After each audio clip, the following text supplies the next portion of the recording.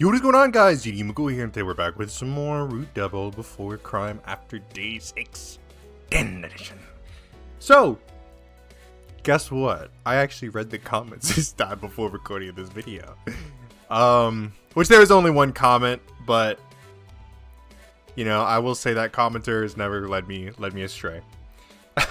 But anyway, so basically what they had said was that I got really the only good ending you can get in Route B. I think we did. Excuse me. I got the only good ending that you can. Oh, Route A. But I got the only good ending here. All these other endings are bad endings. Now you might notice that I got a lot of other little bits and endings here. That's because I did actually record a separate bit of me just kind of going through and really just messing around and trying to die as many times as I could, which I may or may not post. If that's something you guys want to see, then you can. I know that the commenter said that it was pretty much just wasting time and that there was really no point in doing it, which I agree. I mean, it's not like there's any significant other kind of endings. Like, they're all just, you know, you die, you burn to death in various ways. But if it's something you want to see me do, then let me know. I mean, I'll probably end up completing, like, 100%ing the game either in my own time, or again, if you guys want to see it, I'll do it on the channel here as well. But that's completely up to you. So, but I do have 4 endings left on that. That's kind of crazy. So I'll probably end up doing it anyways, considering I've already put a fair amount of time into it. But with that being said, I think it's fairly safe to say that we can move on to Route B without really missing out on anything else. So let's go ahead and read up on this. Excuse me, jeez. A certain accident traps children in Labo, a nuclear research facility. It is then that the boy is caught up in a mysterious phenomenon. He finds himself recalling the past as if he were reliving it. A strange phenomenon indeed. He soon watches once again as a trivial incident causes his peaceful days to collapse. What awaits him at the end is a shocking, cruel truth. Can the past be rewritten? Ba-ba-ba-bam. Alright, I'm excited for this. I feel like I should say a bunch more stuff, but I don't think there's much more to say. So, I mean, if we just want to give like a very quick recap on what happened in Route A. Obviously, big nuclear explosion happens, rescue team is sent down there, a bunch of mysterious shit follows to where the captain loses his memories. More mysterious shit happens, there's a killer somewhere in the facility, we don't know who it is, there's mind control powers at work. Then it turns out that there was no nuclear reactor meltdown, it was like, seemingly the whole thing was completely fabricated. We don't know why any of us are here. The only people who have legitimate reason for being down here are Ukida, Jun, and what's her name? Kazuna? Something like that? Kazumi? Those are the only ones who actually have like a really legitimate reason for being down here. All of the other characters have no fucking reason to be down here. So we've ran through a couple of theories, which I won't like go back over them necessarily, but I do have theories in mind. As for the students, I can't really say just because obviously we have had really no interaction with them. But right now the biggest mystery between, I would say, both is going to be Yuri.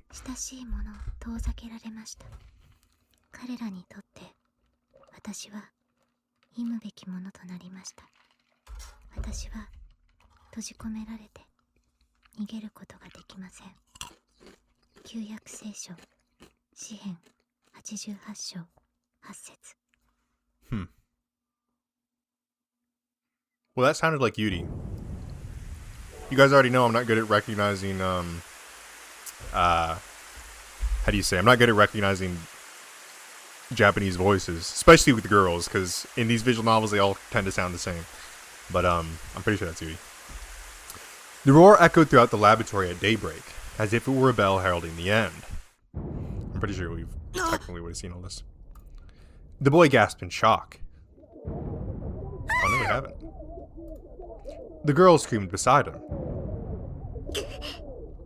So in the little end credit scene, like the actual end of Route A, we had kind of ended off with the boy here who his name is like Tatsuhiko, something like that. he's been shot, obviously, and was unconscious in the nuclear reactor room for who knows how long.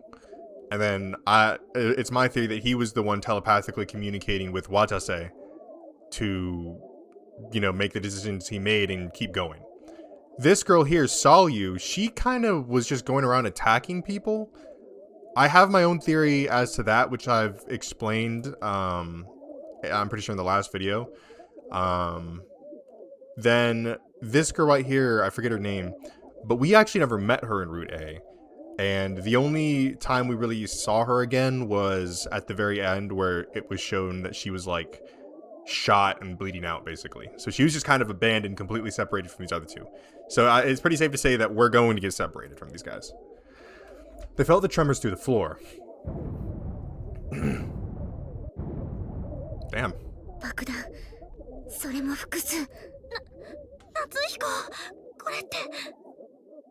The boy called Natsuhiko gritted his teeth at the girl's words.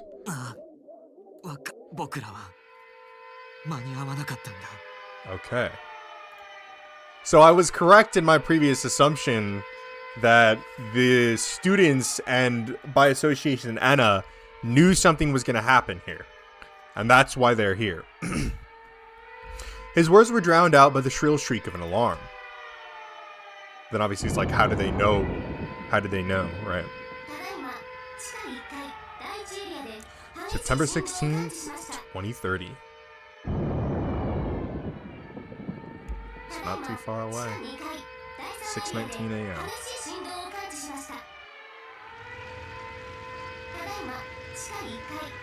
At the 6th Laboratory of Atomic and Biological Organization. Jesus Christ. A scientific research facility located on the outskirts of Rokome City. An explosion occurred.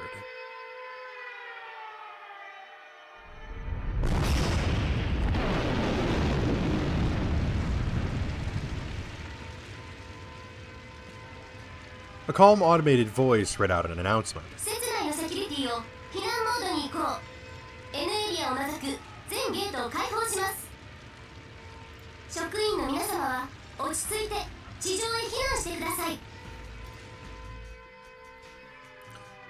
Everyone seemed to be confused by the fragmentary information.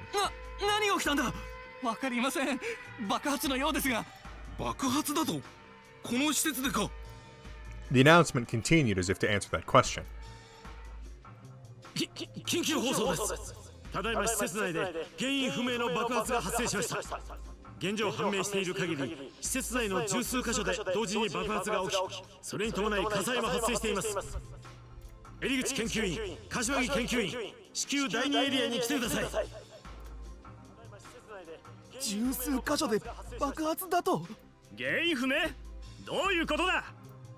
As the men shuddered, a female scientist muttered. Well,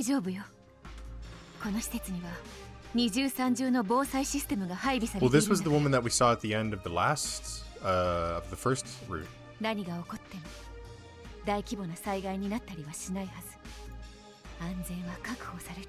Huh. She seemed to be in like in a pretty powerful position at the end of the last route, so.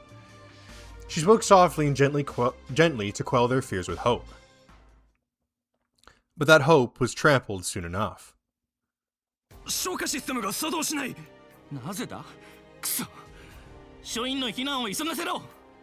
The systems that were supposedly their last ray of hope proved to be completely ineffective.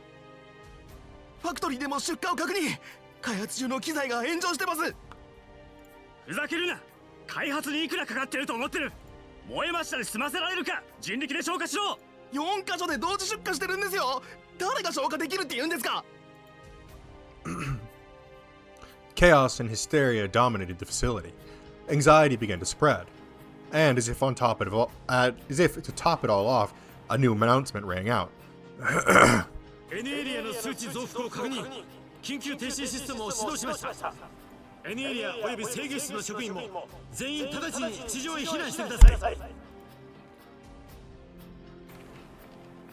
Excuse me. The moment the announcement ended, the silence shifted to sheer panic. 遠隔制御室。エレベーターはダメです。階段です。 Everyone shouted their lungs out. AD を投与しろ。備蓄してあるはずだろ。まさかこれを使うことになるとは。迷うな。マニュアル通りに行動しろ。 They did their best to adapt to the situation, but it was all too late by then. 非常階段が崩れ落ちただと。エレベーターも全て停止しています。避難の術がありません。バカな。なんでそんなことに。 Their escape routes were cut off, and they had no way of knowing why. Nobody understood what was going on. Nobody, with a few exceptions, that is. Natsuhiko and the girls stared at the collapsed staircase in exasperation. ちくしょう。全部奴らの仕業だ。まさかここまでの状況になるなんて。どうするの、夏彦。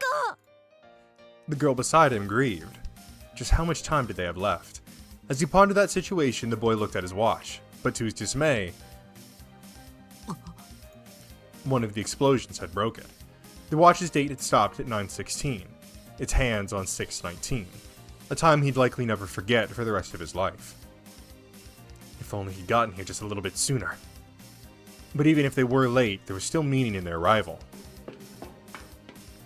Natsuhiko tried to walk off, but the girl grabbed him by the hand. 待ってよ、夏彦。そんな状態でどこに行くつもり？奴らを探し I'm に。 gonna turn my volume down. These games are always loud as hell. まさか夏彦。奴らの計画を阻止するんだ。今からでも僕にできることを。それはダメ。夏彦、頭を冷やして。どうして。真城だって僕がここに来ることには同意してくれたじゃないか。さっきまでとは状況が違うじゃない。もう遅いんだよ。 So this may not be an individual person or even like some kind of monster. This, or like some kind of being, technically. This might be like an organization. 遅くない。きっとまだ間に合う。それにどこに逃げても同じだ。だったら。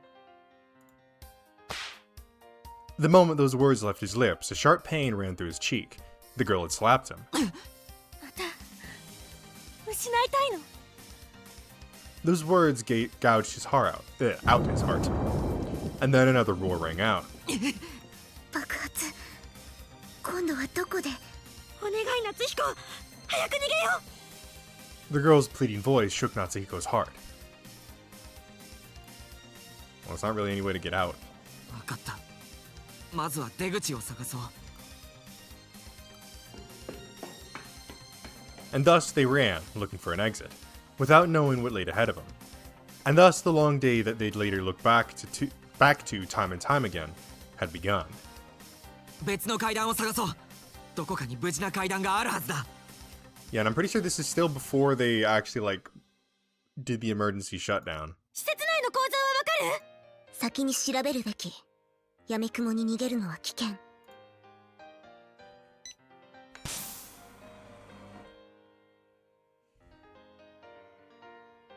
サリュー、何をしてるんだ？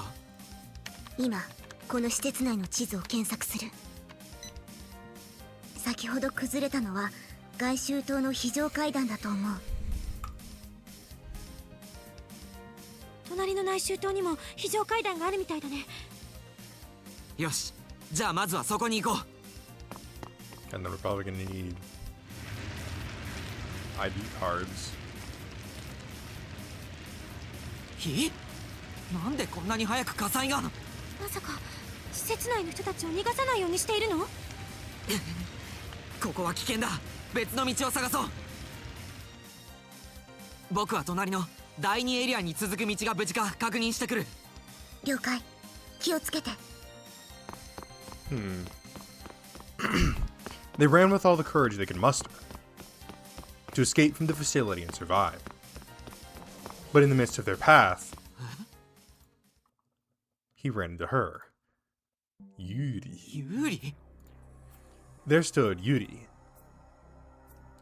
the girl who lived in Natsuhiko's home, the girl who was supposed to be waiting for them at home.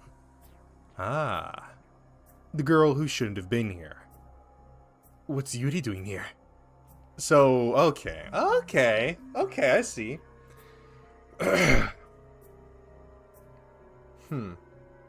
So when you first start the game in Route A, it gives you like a little it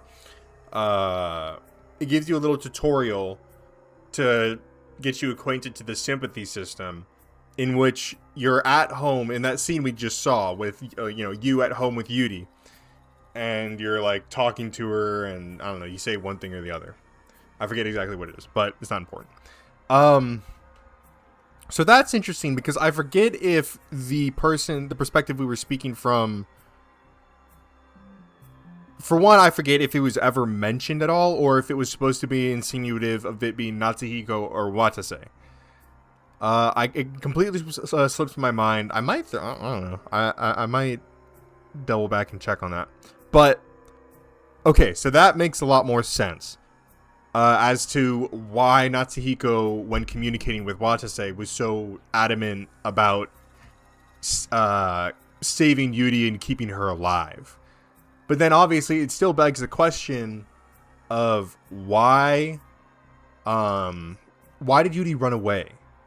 So real quick, I'm gonna take a big fucking break here. But real quick, if you're not familiar, my theory right now is that there is some kind of outside force using I forget exactly what it is, but it's like empathetic telepathy, something like that.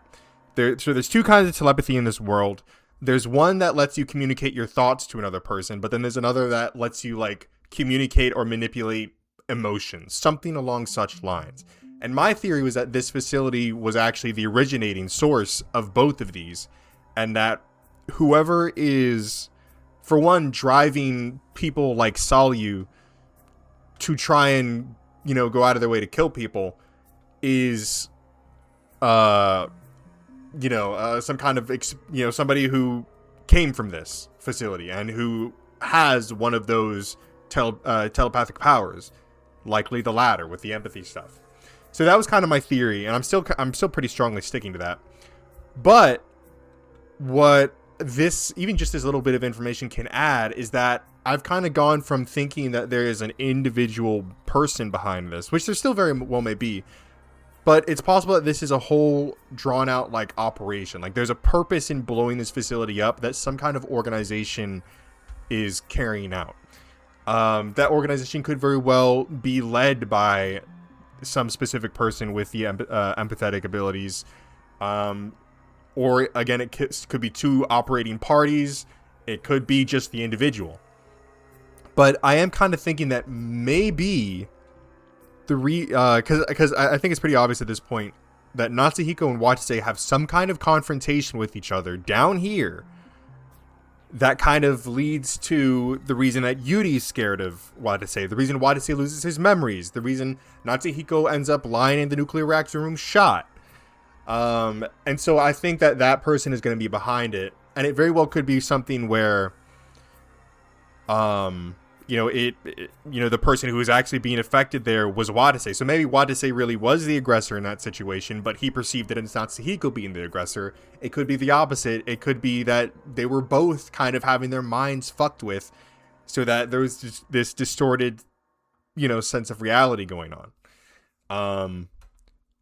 And obviously it could very well even explain why Watase came down here, which, again, from Route A, we know we have some kind of an idea that, and this was the reason why I thought it was an individual person, but Watase had mentioned, if my memory serves me correctly, that there was some kind of monster, that, or at least that's how he described the being or person.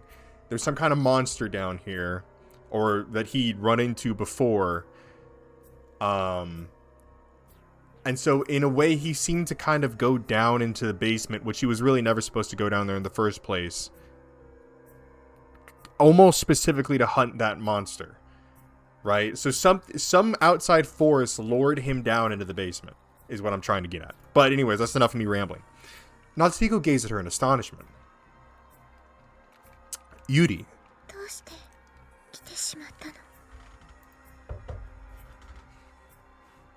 Excuse me. Sadly muttered this. Yuri こそどうしてここに家から出られたのか? As he asked this question, Natsuhiko thought back and recalled the journey that had brought him here. Eventually, Yuri spoke in a lonely voice. そいうことだったの。 and smiled as if a weight had been taken off her shoulders. At that moment, a flash flickered right beside them. ユリ Natsuhiko swiftly lunged at Yuri, and not a second later, a shockwave struck them. Natsuhiko and Yuri were blown away. In the split second before they hit the ground, the events that led up today flashed before Natsuhiko's eyes.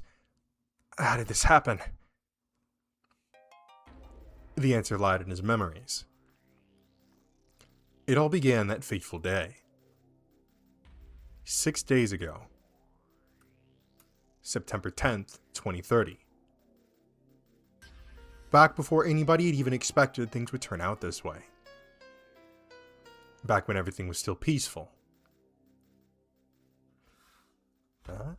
Okay. Eventually, in the deep depths of his fading consciousness, awake, a voice called out to him. Or perhaps it was merely a memory of such a voice. He heard that voice as he lay beneath the whitewashed tomb.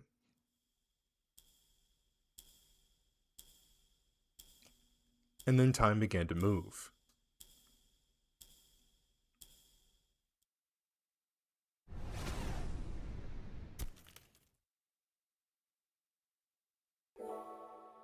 Start of the first day. All right, here we go.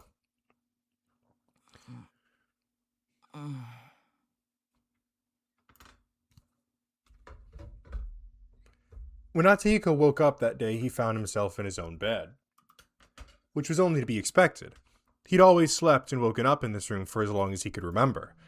He got up, put on his glasses he'd set aside, and stretched his arms out wide.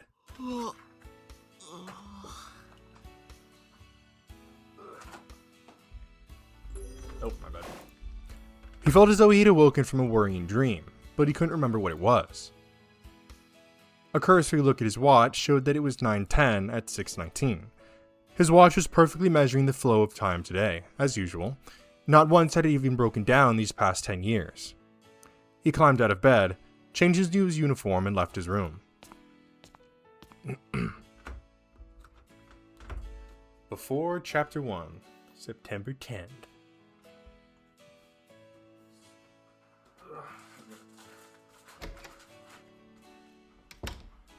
Once he entered the living room, he heard some light humming coming from the kitchen. Ohayo. Once he called out to her, おはよう。 the one humming cheerfully replied. The newscaster on TV was rambling on in a matter-of-fact tone of voice. 次のニュースです。今朝未明、6名市の BC トレーニングセンターに過激派団体による怪文書が届きました。 Objectionable literature. 先頃行われた BC セミナーとの関連も指摘されており、警察は市の保安課と共同で Natsuhiko casually let the news in one ear and out the other, thinking to himself. Almost time for her to wake up, huh? As soon as that thought crossed his mind, he heard the living room door open. Yuri. Yuri. Nani? おはよう、ユリ。ひこり、ましら。おはよう。 Yuri sank onto the table as she muttered the nickname she had for those two. And right around that time, the other girl came out of the kitchen. おはよう、ゆり。Ah, ちょうどご飯がで okay. きたとこだよ。 So they all lived together, I guess. Brightly sounding the morning meal call was Mashido, Natsuhiko's childhood friend. Yuri was about to fall back to sleep before Mashido's voice woke her up. ご飯だ、ご飯だ。今日のメニューは？ハッシュドポテトにベーコンエッグ、サラダにオムレツにオレンジジュース、いわゆるアメリカンメイクフードだよ。 That's what I'm talking about right there. おお、朝から充実してるな。 You gotta get some 美味しそう。 red, white, and blue blood pumping through your veins. さあ、それじゃ皆さん、手を合わせて。いただきます。 And thus they began their breakfast as usual. 美味しい。 Oishii this guy. さすがマシロンだよ。ああ、よくあんな短時間でこれほどのものを作れるもんだ。慣れだよ慣れ。もう半年も作ってるんだもん。 Mashiro gave an embarrassed grin upon being complimented. Just another typical breakfast at the Tenkawa residence. Now that I think about it, it's a little strange, huh? We're not even family. Though they were all sharing a meal at the same table, none of the people here were related. The only family Natsuhiko had was his mother. His father had passed away before Natsuhiko could remember. His mother worked hard to support them, to the point where she became a serious workaholic. She spent most of her time at work, seldom returning home. As Natsuhiko sat lost in thought, a concerned voice called out to him. あれヒコリン、ご飯が進んでないね。お腹でも痛いの？ああ、いや、大丈夫。じっくり味わって食べていただけさ。そう、よかった。 This girl's name was Yuri Kotono. She was Natsuhiko's childhood friend and 2 years his senior. What? Yeah, yo, what the fuck? Okay, she did not in any way, shape, or form give off a 2 years his senior kind of vibe. Okay. She started living in this house along with Natsuhiko due to extenuating circumstances. They grew up like siblings, and even today they seemed like real family members. Yuri was a kind girl and would always worry about Natsuhiko, almost to a fault. 僕はこう見えて、体は頑丈なんだ。食欲はいつも旺盛だよ。 And with that declaration, he stuffed his cheeks with bread, causing a different cheerful voice to chime in this time. いい食べっぷりだね夏彦。こっちも腕の振るいがいがあるよ。 This girl's name was Mashiro Toba. She didn't exactly live with Natsuhiko. She was another one of Natsuhiko's childhood friends, but she only started having breakfast here about half a year ago. In the absence of his mother, Natsuhiko generally did most of the chores in the Tenkawa residence. But skillful and adaptable as he was, even Natsuhiko had some things he wasn't good at, and that something was cooking. Prior to Natsuhiko entering high school, a commuting housekeeper had prepared his meals, but this spring she had to resign for personal reasons, and that's when Natsuhiko's mother asked Mashiro to help prepare breakfast and dinner since they lived in the same neighborhood. Natsuhiko bowed his head to Mashiro's words and muttered softly. それにしても、いつも悪いな、マシロ。何言ってんの？夏彦のお母さんからお礼もいただいてるし、バイトみたいなもんだよ。それに Kinda reminds me of あんたのためじゃない。どっちかって言えばユーリのためだよ。ね、ユーリ。Kinda reminds me of嬉しいけど。oh, what was it called? Oh, we just finished it up like not too long ago. Oh, what was it called? Ozero no Sora, something like that. Angel, no. Oh no, If My Heart Had Wings. God fucking damn it. Okay. Yeah, no, If My Heart Had Wings. It reminds me of that. How you had that other child. Oh, now I forget her name too. But basically, you know, same kind of deal. They stayed over for dinner and came over for breakfast. ああ、そうかい。 God. ま、僕はどっちでも。 Really had to 美味しい料 fucking 理が use my 食べれ brain れば power 満 for 足だ that けどさ。 useless ass piece of information. And then, as if to interrupt their peaceful chit chat, an unsettling voice rang out. それでは次のニュースです。昨夜、6名市内の研究施設 BC 開発センターで火災があり、研究棟6棟が全焼しました。火事？ Suddenly, silence spread across the dining table, but the newscaster continued matter-of-factly. 出火時、屋内には数名の職員、研究員が残っておりましたが、出動した消防レスキュー隊により全員無事に救出され、幸い死者は出なかった模様です。助かったんだ。よかったね。ん？ああ、そうだな。あれ、なんか適当。冷たいんだ夏彦。そうか？テレビの向こう側の話に一喜一憂しても仕方がないじゃないか。でもこの町で起きた出来事だし、全く無関係とも言えないんじゃないかな。近頃物騒だし、何か事件に巻き込まれたりとか。考えすぎさ。大丈夫だと思うよ。この町ではね。Yeah, let's go with that. The town they lived in was quite good about public order. It was unthinkable that any of them would get caught up in such an incident. Oh. However, at that time, Yuri shook her head and quietly spoke. ヒコリン、安心してばかりいちゃダメだよ。え？恐ろしい出来事はテレビの向こうでしか起きないわけじゃないね。ヒコリンの身にだって予想もつかないことが起きるかもしれない。Natsuhiko's expression stiffened upon hearing such an ominous prediction.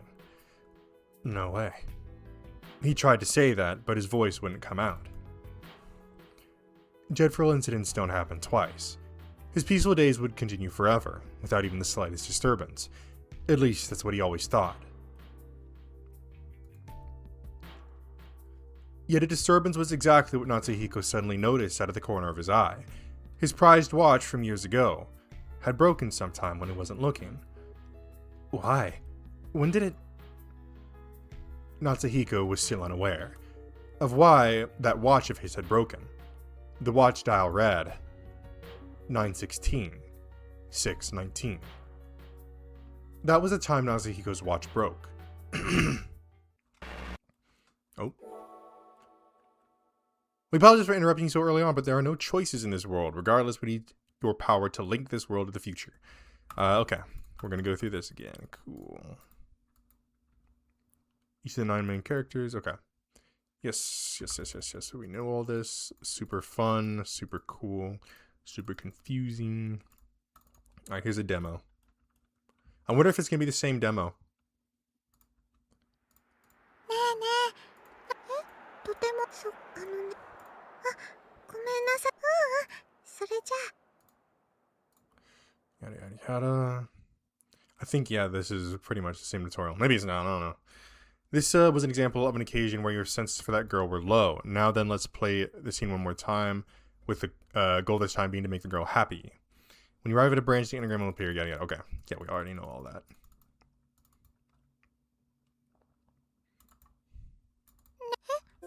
とても大切なことなの？ Yeah, okay, cool.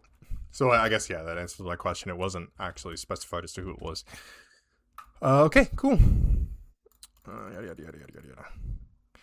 Blue, this is gonna... Okay, yeah, we already know this. Cool. Can we actually skip this? I wonder. We can. Awesome. Nice. When did his watch break? What was the meaning behind Yuri's cryptic message? Natsuhiko thought for a moment in bewilderment, but eventually he just shrugged. ユーリは心配性だな。大丈夫だよ。恐ろしい出来事なんか起きないって。昔の僕とは違うんだ。危険なところに飛び込むことなんてないからさ。Plunge headfirst into danger. That sounds familiar. ごめんね。暗いニュースを見るとなんだか不安になっちゃって。なに、気にしなくていいよ。As he spoke, he glanced at his watch and was taken aback. What? He could have sworn that he saw his watch was broken just a second ago. But on closer inspection, the dial was unscratched and the hands were ticking away as always. 9:10, 6:49.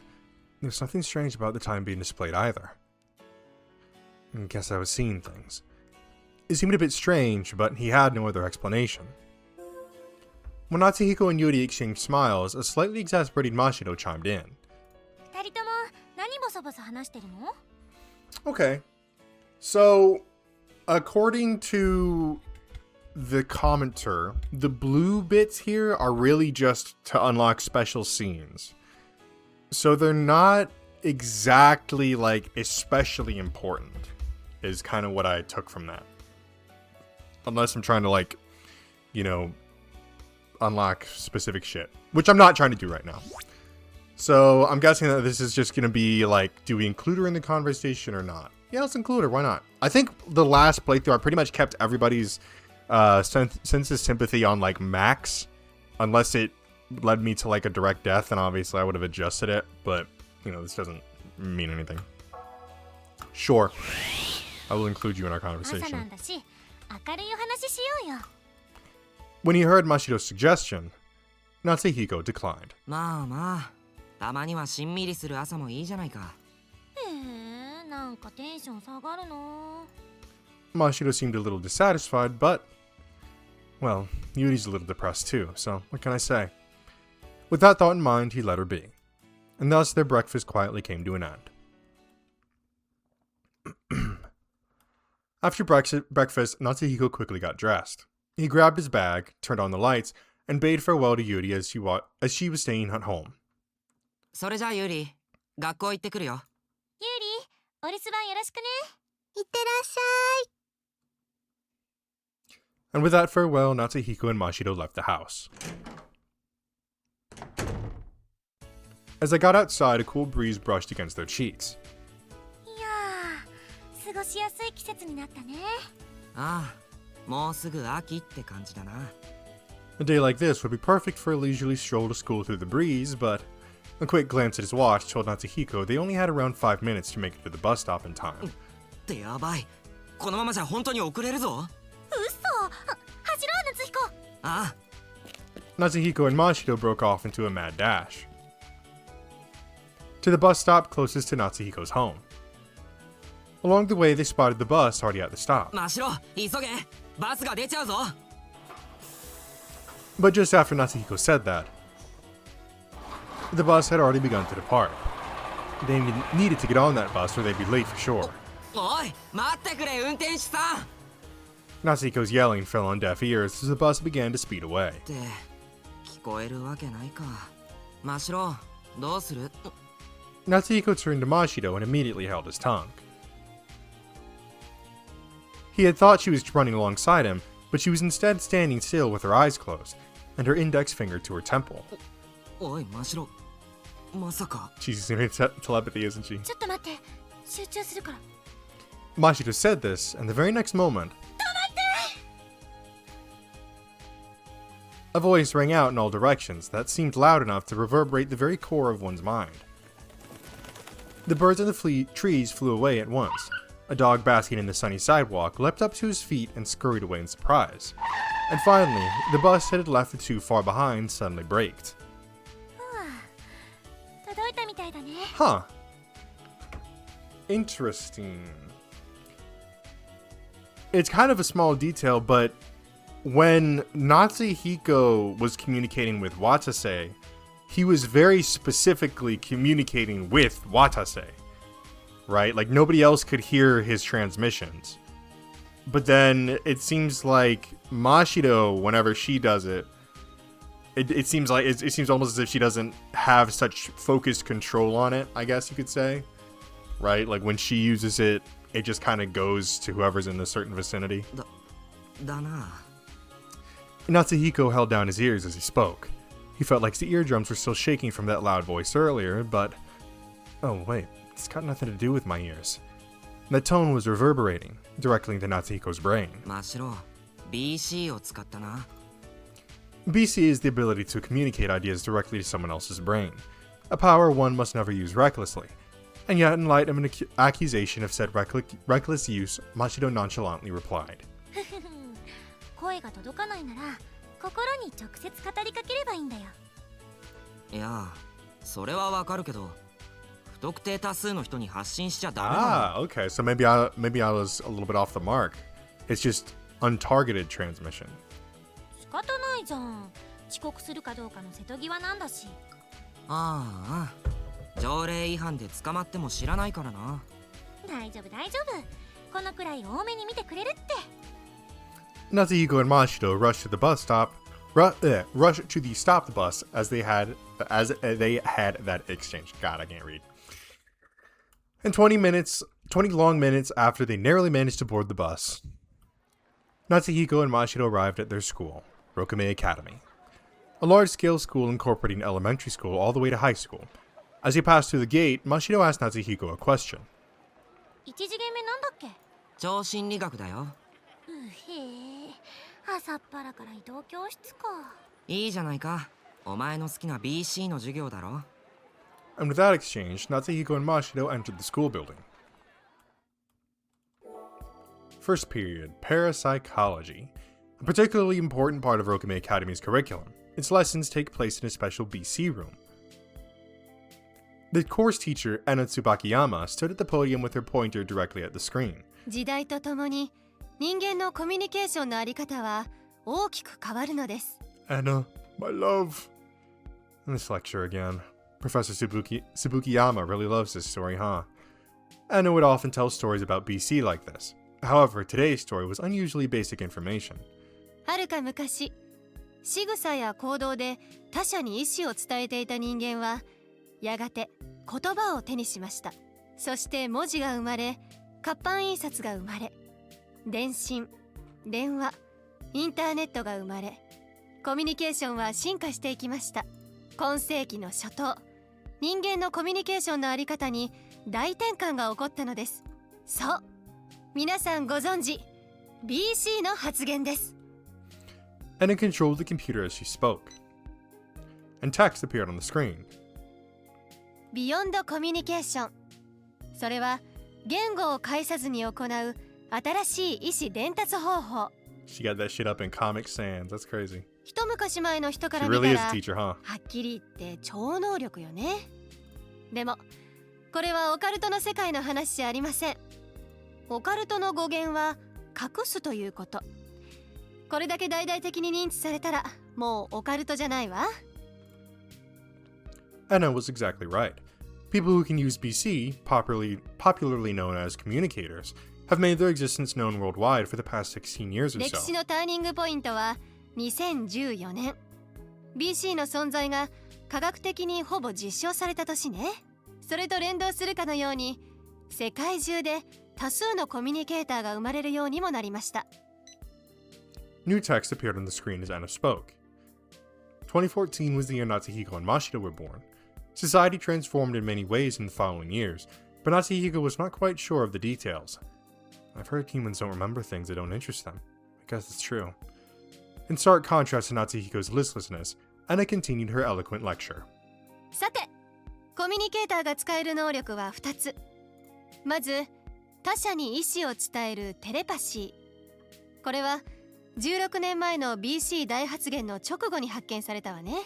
その次の能力、他者の心を読むエンパシー。こちらもその翌年には存在が実証されたわ。テレパシーを使える人はこの中にもかなりいるわよね。日本の場合、コミュニケーターの発言率は16年連続で右肩上がり。これってやっぱり日本人が。 Natsuhiko glanced at Mashiro as he turned a deaf ear to Anna's lecture. The ability Mashiro used to stop the bus earlier this morning was a prime example of telepathy, but the extent of the ability she used there was not all that uncommon. The Esper's Nest, huh? Natsuhiko sighed as he recalled the honorable yet somehow odd nickname given to his school. BC is a convenient ability to have, but to master it requires quite a bit of practice. Oh shit, no, what? Oh, okay. And so in recent years it was decided that a school would be established for the technical training of communicators to improve their abilities. In other words, it was to be a school meant solely for communicators. That school was the very same school Natsuhiko attended, the Parapsychology Specialty School, Rokame Academy. Rokame Academy is integrated from elementary to high school in order to provide special education for gifted children starting at a young age. And naturally, its curriculum includes a great number of BC-related classes. Acceptance to Rokame Academy requires BC aptitude. Every year, when new students enter the school, the principal makes this speech. You all have passed a rigorous selection process and may now consider yourselves part of the BC elite. Elite, huh? Natsuhiko coldly pondered the principal's words. Once Natsuhiko finished his little recollection, and his voice finally reached him again. でね、日本は諸国よりいち早くその教育に力を入れるようにしたの。まさに国家的ファインプレーよね。その結果として大幅な。 Eventually, out of the entire class of bored students, a few began to call out with wry smiles on their faces. 先生、今日の前工場はいくらなんでも初歩的すぎないっすか？そんなん知らない生徒この学校にはいないっすよ。そうそう、いつもの BC うんちくならともかくね。あら、ごめんなさい。昨夜 BC 黎明期の電気映画見たんでちょっと盛り上がっちゃってね。 Anna cleared her throat and erased the text on the screen, somewhat sadly. さて、座学はこの辺で。そろそろ実技に入りましょうか。皆さん、隣の人と2人1組になって。And with that, the students turned to their neighbors like usual, which is why students often sat next to people they were close to in this class. それでは皆さん練習開始。 At that signal, everyone began practicing at once, and immediately the noisy whispers of telepathy filled Natsuhiko's head. If these whispers were to reach the other classrooms, they'd be a nuisance. However, the BC room's walls used a material that dampened the conduction of telepathy, allowing the students to practice without worrying about their noise. じゃあ僕らもやるか、マシロ。 When Natsuhiko turned her way. Oh yeah. When Natsuhiko turned her way and said this, Mashiro couldn't help but curl her lips into a dauntless smile. ははこの能力レベル3の真城さんに BC 勝負を挑むっての？なんですぐそうやって勝負ごとにするんだ。単なる実技演習だってのに。でもテレパシーなら私とっくにマスターしちゃってるからね。演習が必要なのは夏彦だけでしょ。 Interesting. So I guess my assumption earlier was really wrong off. So it's not that she's less controlled, she actually is better than Natsuhiko at telepathy. Huh. Okay. So I guess there's different levels to this. But yeah, so that was a nice little recap of the telepathy and the empathy bit there. So one allows you to transmit your thoughts, the other allows you to read other people's minds. Huh, okay. Oh, whatever. But as long as it's master telepathy, you know, you're the one that you practice. Okay. 練習台になっているからちょっとやってみなよ。へいかも。偉そうに。 Natsuhiko closed his eyes and put a finger to his temple. The posture is key to facilitating the use of telepathy. It's the same technique Mashido used when she stopped the bus. Damn it, Mashido, get off that high horse. Natsuhiko brought those words to mind. He then searched around for Mashido's brainwaves, and concentrated hard to get her to hear his voice. どうだ？ Natsuhiko opened his eyes to see Mashido grinning at him. 届いたよ。真っ白かわいい、素敵、ベリーキュートって。そうか、なるほど。思ったのと真逆のことが伝わったということは、これは新たな能力かもしれないな。真逆なんすか？まあいずれにせよ、テレパシーは僕には難しすぎるんだな。って諦めるの早すぎだよ。今まで使えなかったものがいきなり使えるようにはならないでしょ。 Huh. 努力 So どうこうの Natsuhiko's actually 話 really じゃ bad ない at ぞ。 telepathy. 向き不向きの問題だ。Natsuhiko was incapable of the fundamental of fundamentals, short-distance telepathy with a familiar target. In the 6-level system of ability ranking, he was the lowest at level 0, an extreme oddity for students of this school. But suddenly, a voice of concern called out to them. あら、私は天川くんは才能あると思うけど。あ、先生もそう思います？僕自身はあまりそう思えないんですけど。でも子供の頃に測った適正度はとても高かったはずでしょ。そうですけど。 Even he found that a mystery himself. Latin BC talent could be quantified through genetic analysis. This measurement was called aptitude and was broken down into 6 ranks: EBC, EDCBA, and S. And for some reason, Natsuhiko's aptitude was a top class at rank S. But despite his aptitude, his talent was non-existent, and he wasn't just teased once or twice about it, which may or may not be a factor as to why Natsuhiko thoroughly hated the use of BC now. 要するに、あの適正度テストって何かの間違いなんだと思いますよ。そんなわけないわ。適正度ってのは生来のもので一生変わらないんだから。毎年4月に測るけど S から変わったことないでしょ。はあ、まあ。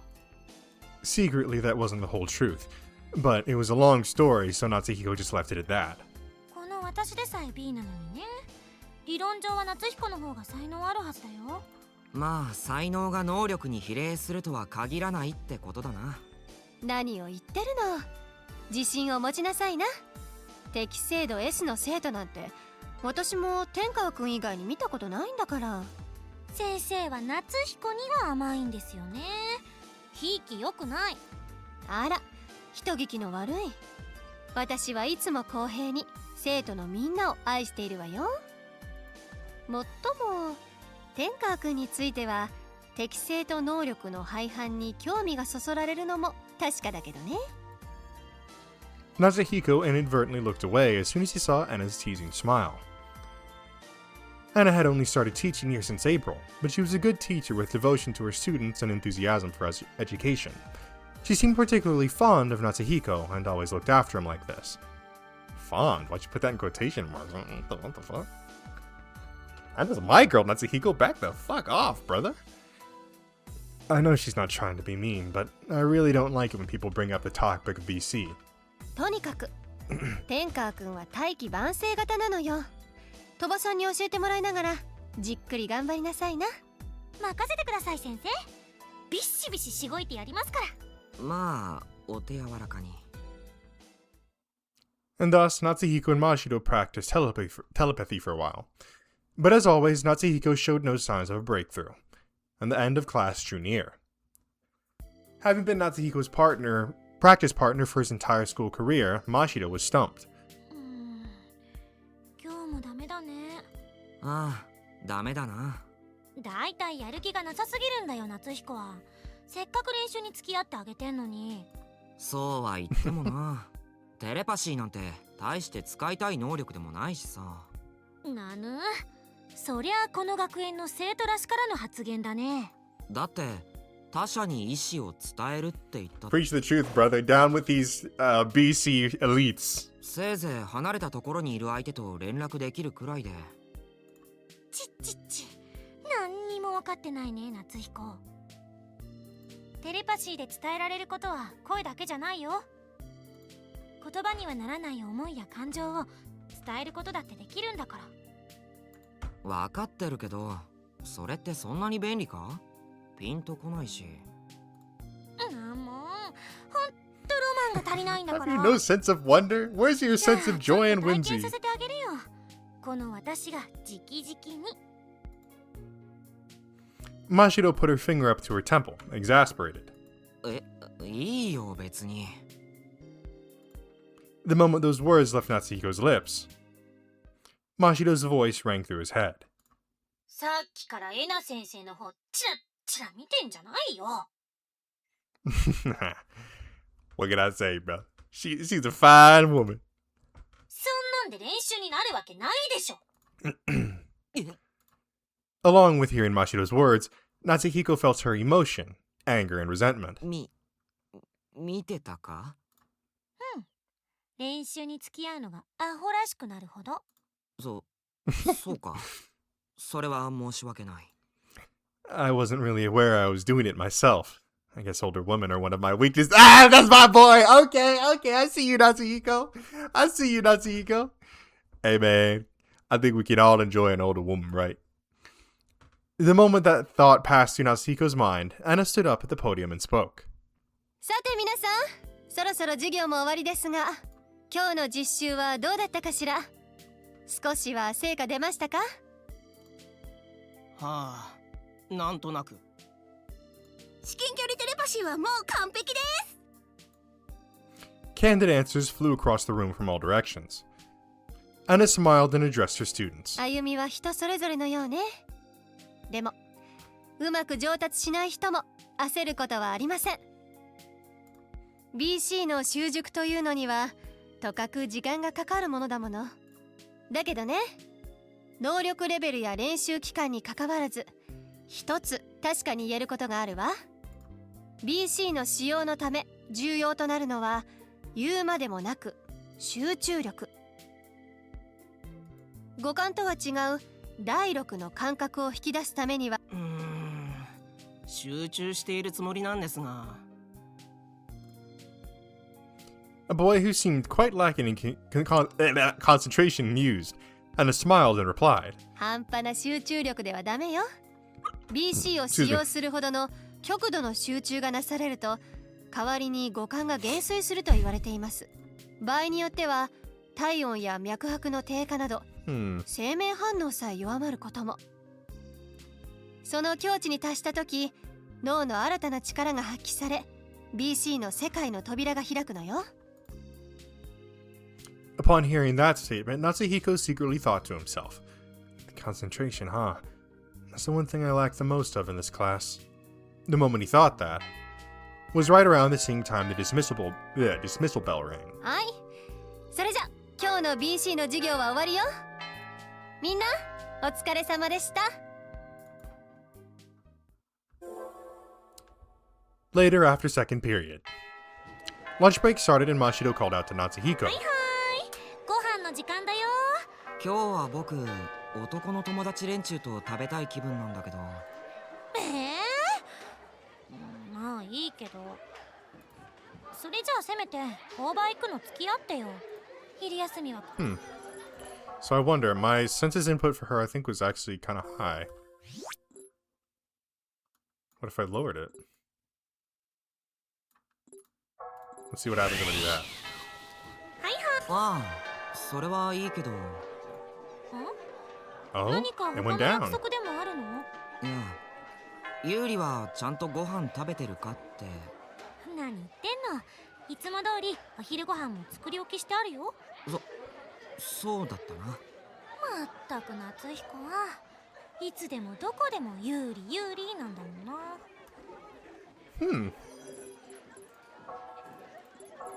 Okay, so then... ああ、それはいいけ Oops. ど。 No. Got to go back. Here we go. Okay, so then what if I lowered hers down a bit? いいな。 Ah, okay. I see. So I guess when I have both of them that high like that, it's basically just indecisiveness. もう私お腹ペコペコだよ。 Though Mashido would come to the Tenkawa residence to make breakfast, she didn't prepare boxed lunches. When she offered to do so, Natsuhiko politely declined out of concern for his appearances. それじゃどうするかな。購買にするか？学食にしようか。今からじゃ学食は混んでるだろうしね。ここは素直に購買に行っとこ。了解。 Natsuhiko and Mashido left the classroom. During lunch breaks, students would huddle up and chat in the classrooms in the courtyard. You could hear voices coming from every which way just by walking down the corridor. いや今日も賑やかだね。いや、賑やかすぎるだろう。 In this school, you could hear all sorts of conversations regardless of distance. Like this particular dramatic tension of youth, for example. 宗像さん、俺はあなたが好きです。付き合ってください。誰っていうかテレパシーで告白しないでよ。 Have you no shame? 二度とこんなことはしないで。宗像さん、宗像さん。 Or those trying to use BC for an advantage in sports. おい次はカーブで行くぞオーケーストライクゾーンギリギリ狙ってけあのさお前らテレパシーダダ漏れだぞまずい選球変えろやっぱフォークだフォークだから漏れてるって普通にサイン使えよ Or those using untargeted BC to have their voices heard by the masses, even though they knew it was wrong. Hello everybody 軽音部ゲリラライブのお時間だ今日は校内のみんなに我がエンジェル神谷とザ・コミュニケーターズの新曲を披露しちゃうよそれじゃ早速行こうか Communication breakthrough. コミュニケーションブレイクスルー Breakthrough! グレイプに染まろうコミュニケーションブレイクスルー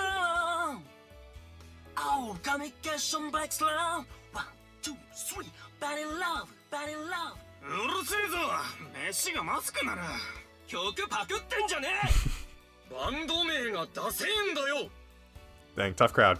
Or even private talk that should be best kept to oneself. あ、見ろエナ先生が廊下走ってる Bruh!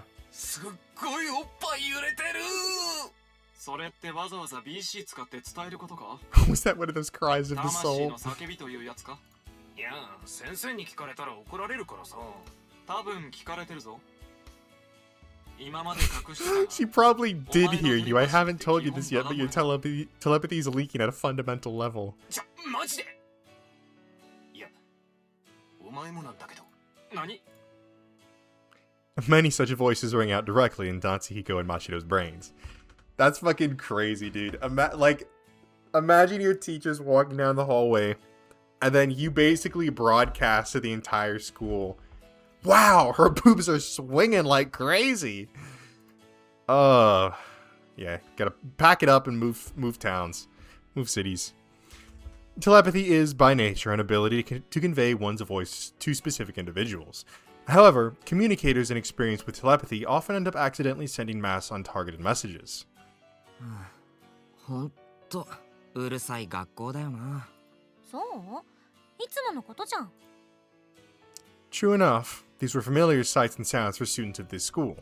It's a logical consequence for attending of a communicator-exclusive school, but still, reckless usage of BC isn't commendable at all.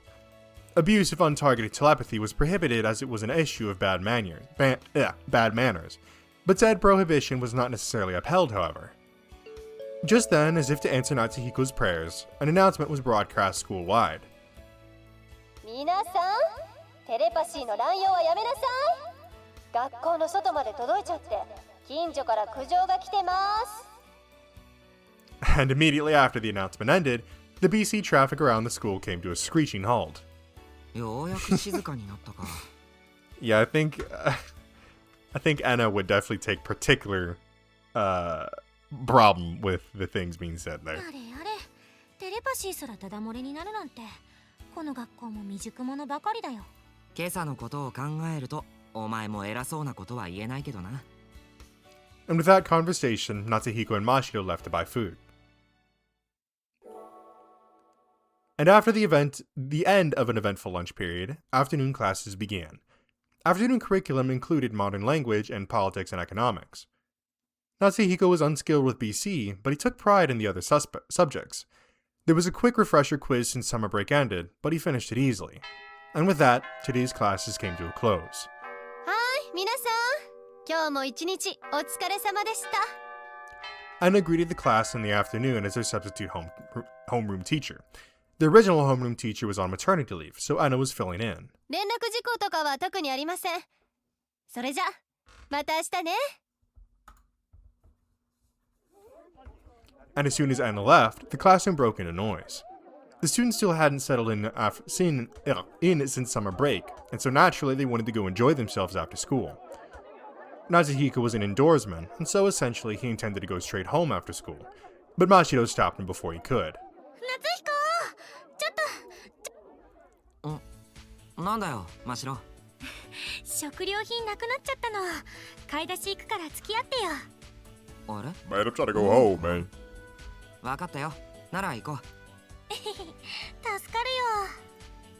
He could hardly refuse her request. Those groceries were going into his and Yudi's stomachs after all. But upon hearing their conversation, some of their classmates jumped in. おやおや天川くんに飛ばさん帰りに夕げの買い物とは新婚気分ってやつですよあれは。じゃあ真白新妻なんかエロい響き。もうみんなそんなんじゃないって。ほら夏彦んちってお母さん忙しいからさ、私が代わりにご飯だけ作ってあげてんの。怪しいな。純粋な親切心だけで毎日そんなことできるかな。できますとも。この鳥羽真白さんは困った人を見ると逃がせないのさ。 Mashiro's declaration only incited shrill squealing from the girls, and it made Natsuhiko uncomfortable. ほらもういいだろ。マシロ行くぞ。ちょっと夏彦。 Natsuhiko pulled Mashiro by the hand as if to escape from the classroom. あのな、マシロ。このクラスになって半年経ってんだぞ。みんなも事情分かっててわざとからかってんだから、いちいち真面目に取り合うことないの。We obviously haven't been introduced to Salyu yet. Yudi's like a sister. Now I will admit I've never really cared too much for like the kind of typical how do you say? The kind of typical like God, I'm losing my train of thought. The typical like childhood friend, high energy, optimistic, extroverted, airheaded. You know, I've never been too big a fan of that kind of character trope. But you know, maybe I might divert a little bit from my usual tastes. I can't really say, at least from what I know of Salyu, that I care for her much more. Mashiro responded as if she had never considered the thought. やれやれ、まったくお前は浅はかなんだから。 Natsuhiko lightly karate chopped Mashiro on the head. ひどい夏彦、なんでそんなこと言うんだよ。いや、お前には感謝してるけどさ、変な噂立てられたら困るのはお前だぞ。 It really seemed as if Mashiro knew nothing of the situation. Ah, she's such a kid. Natsuhiko sighed silently. Why can't she just avoid their questions with some non-committal answers? Natsuhiko was one to conduct himself well in the class. He had a fair amount of friends and nobody in particular hated him. It was for that reason that they were able to tease him like that. But to the very end, Natsuhiko was merely exerting conscious control over his interpersonal relations to live a fulfilling school life. He tried not to make any needlessly deep relationships, and he didn't want to reveal too much about his private life either. That's just tiring. That was how Natsuhiko thought, but not Mashiro. She would associate with anyone up front. She hated lies and lived with steadfast honesty, which was probably why she could not understand Natsuhiko's worldly wisdom. And so, like always, Natsuhiko gave up. まあいい。それより今日はどこへ？センター街のショッピングエリア。あそこのスーパーでセールやってんだ。そうか。そりゃ見逃せない。売り切れる前に行こう。The two of them carried on their cliched household conversations as they left school. After leaving school, Natsuhiko and Mashiro took a bus to the heart of the city. Right beside the bus stop was the shopping area. There stood a staggering amount of people. うわー、こりゃ混んでるね。でもせっかく来たんだし、行こう。うん。虎穴にいらずんばなんとやらだね。Natsuhiko and Mashiro marched into the shopping area in high spirits. About an hour later. Upon exiting the building, Mashiro stretched as she spoke. いやー、ついつい買いすぎちゃったね。買いすぎちゃったねじゃないよ。余計なものまで買いすぎだろ。 Natsuhiko complained, both his arms burdened with bags. In addition to doing the groceries, Mashiro also stopped by a secondhand toy shop in the shopping area and made some purchases there. She bought old anime figurines and magazines, data discs, and other various goods beyond Natsuhiko's comprehension. まったく人に荷物持たせてると思って。だって貴重なおた。 Oops, shit. I keep fucking pressing that button on accident. They had so many precious little treasures in there, you know. 例えばこのアニメーズ2020年4月号。今じゃ伝説と呼ばれてる某アニメ監督の特集記事が載っててさ。Mashiro started talking about the 10-year-old anime magazine she just bought. 監督の代表作といえば国営放送アニメ超能力少女ビヨンドビヨンド。その幻のラジオドラマ版が付録のデータディスクにまるっと収録。さらに監督の貴重なインタビューと設定資料なども30ページ掲載。 Ah, so she's a full-on weeb, or otaku, whichever term you feel comfortable with. それが当時の定価で売ってるんだもの。これはもう買うしか。すごいのかもしれないけど価値が全然わからない。ダメだね夏彦。目の前にある大切なものが見えないなんてあなたは悲しい人ねだよ。なんだそれ。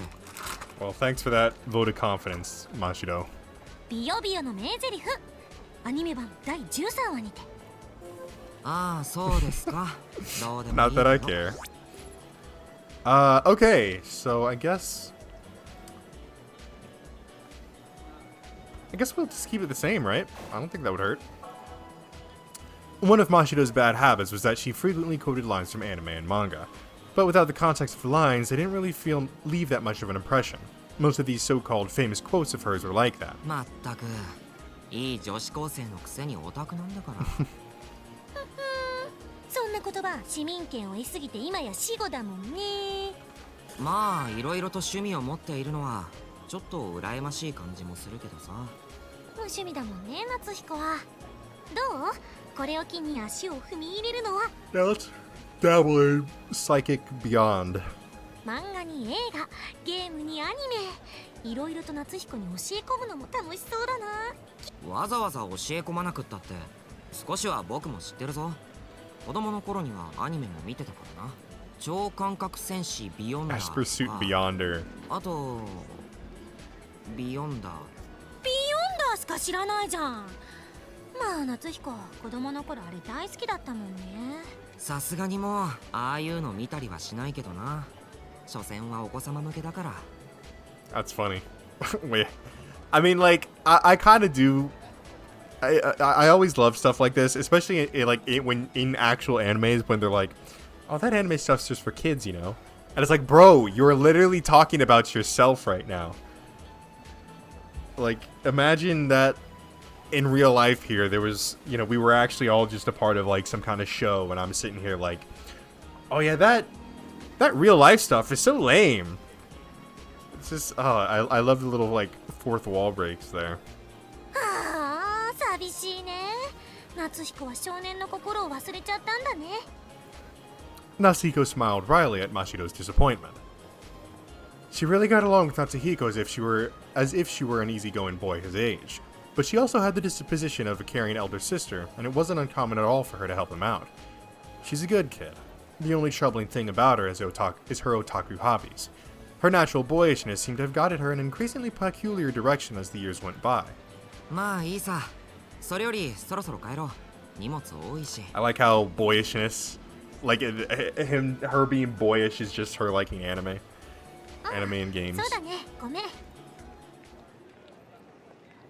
The two of them headed to the nearby bus stop. 次のバスいつ？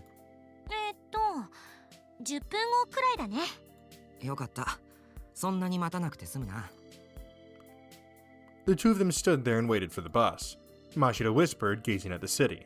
それにしてもさ、平日なのに人多すぎだよね。最近街の人口自体が増えてるって言うからな。 Natsuhiko looked around at the surrounding cityscape. Rokame City was a small provincial city. However, it was home to more than 300 research facilities and over 10,000 researchers. It was a research university town leading in Japan's cutting-edge science. The facilities covered a broad range of topics, some key examples being nuclear power, biology, physics, medicine, life sciences, environmental science and technology, space research and development, natural disaster prevention, computer science, materials engineering, laser engineering, clean energy, nanotechnology, and finally, BC. Nuclear power and BC research in particular received copious amounts of national funding and were thus heavily pushed. Despite energy deficiencies being a global issue, no country had secured a supply of safe and high-quality energy. Traditional nuclear power generation had been carried out worldwide until the 21st century, but was no longer acceptable. Innovative results included the quick implementation of nuclear fusion were accepted. And for that reason, both the government and the researchers fervently focused on nuclear power research. BC, on the other hand, garnered focus for a completely different reason. BC research was still an extremely undeveloped field full of uncertainties and its underlying theories, but the unknown cannot be left unknown for long. It was uncertain in which ways researchers would progress, but it was said that the possibilities were endless. So, from a scientific perspective, the secrets of BC had to be unraveled post-haste.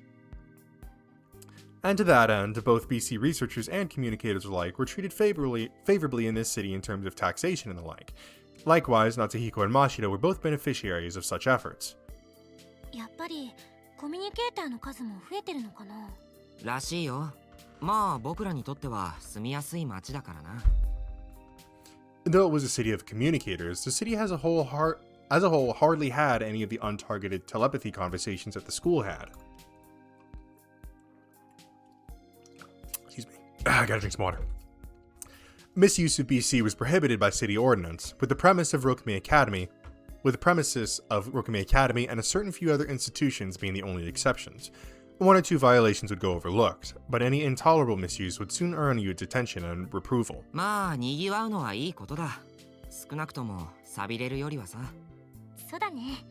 私もこの街は好きだよ。科学と超能力の街って SF っぽくてかっこいいじゃん。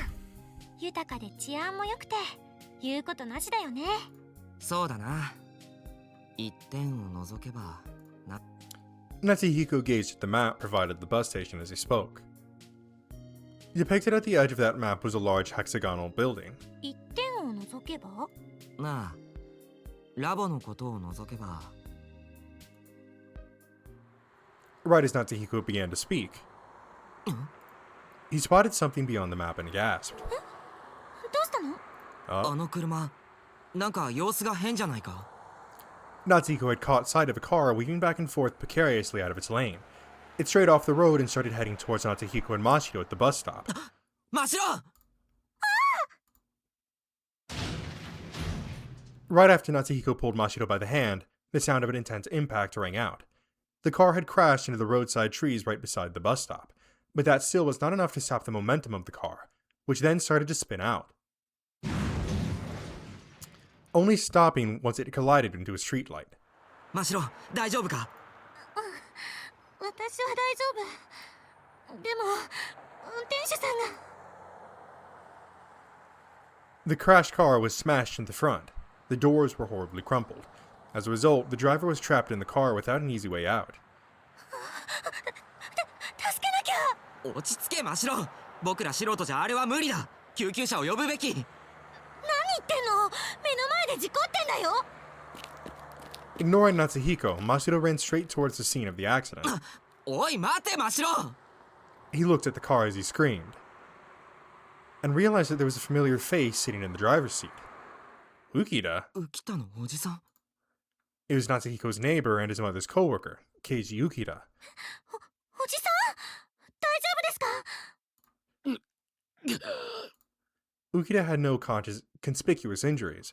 However, he appeared to not be fully conscious, perhaps due to concussion. なんだ事故か？珍しいなこの町で。 Onlookers gathered all at once. Mashiro yelled, ignoring them. 待っててください。今出してあげますから。 But then... Oh?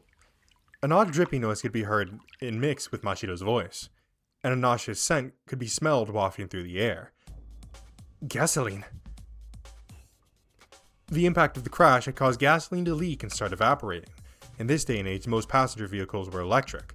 This particular car, however, was a hybrid, a dying breed. If the impact of the crash were to start a fire, there'd be an explosion. Mashiro's gonna get caught in it. The moment that thought crossed Natsuhiko's mind, something snapped in his head. 離れろ真っ白ガソリンだ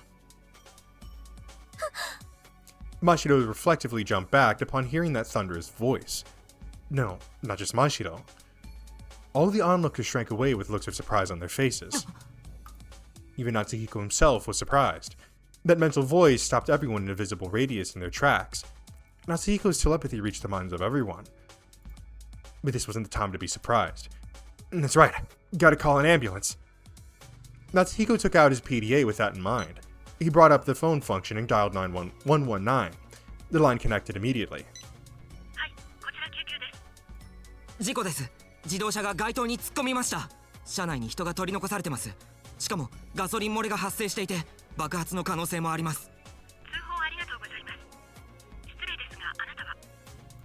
六名学園高等部生徒天川夏彦です市のデータベースに紹介してくださいいや、失礼しました。事故が起こった場所は？センター街のショッピングエリアの出口の近くですわかりました。ちょうどその場所付近に別件で出動している者がいます。避ける人員を直ちに向かわせます。 And thus, the call center hung up. When Natsuhiko put away his PDA, he found Mashiro had come up beside him. 夏彦、さっきのって PC？ ああ多分 Natsuhiko answered ambiguously. He never expected that he could have used BC himself, because he had never used it before in his entire life. Why do I get the feeling that was a particularly strong use of telepathy? いやそれより今はおじさんのことだ Ukida appeared to be truly stuck. The stench of gasoline got even stronger. The car could have exploded at any moment. 大丈夫かな？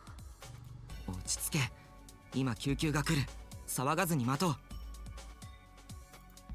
Mashiro nodded. Natsuhiko, Mashiro, and all the onlookers watched over the car in bated breath. And soon enough, the sound of a siren could suddenly be heard. At its source was an ambulance and a long red vehicle like a fire truck. The two cars stopped by the scene of the accident, and out of the red truck jumped two women. 現状はここですか？ Here we are. One of the women shouted and looked at Natsuhiko. Based on their orange uniforms, they appeared to be rescue workers. ええ通報したのは僕ですわかりましたここは危険です。お下がりください。早く、ガソリンが、おじさんが。安心しなって、私たちが来たからにはね。はい。ほら真白、邪魔になるから下がろう。Natsuhiko grabbed Mashiro by the hand and took her further away from the scene of the accident. The rescue workers' voices rang out. 森部、状況は？周辺に火器なし。ガソリンの揮発やや多し。では放水を。静電気を抑えて。了解。A male squad member's voice added to the noise as well. エンジンカッターの用意。木山はエアジャッキを。了解。放水終わり次第ドアを開口。救急は担架の用意。急げ。He bellowed out commands at the scene of the accident. And after the hosing was done, the wrenched open the car door with something resembling an electric saw on the jack.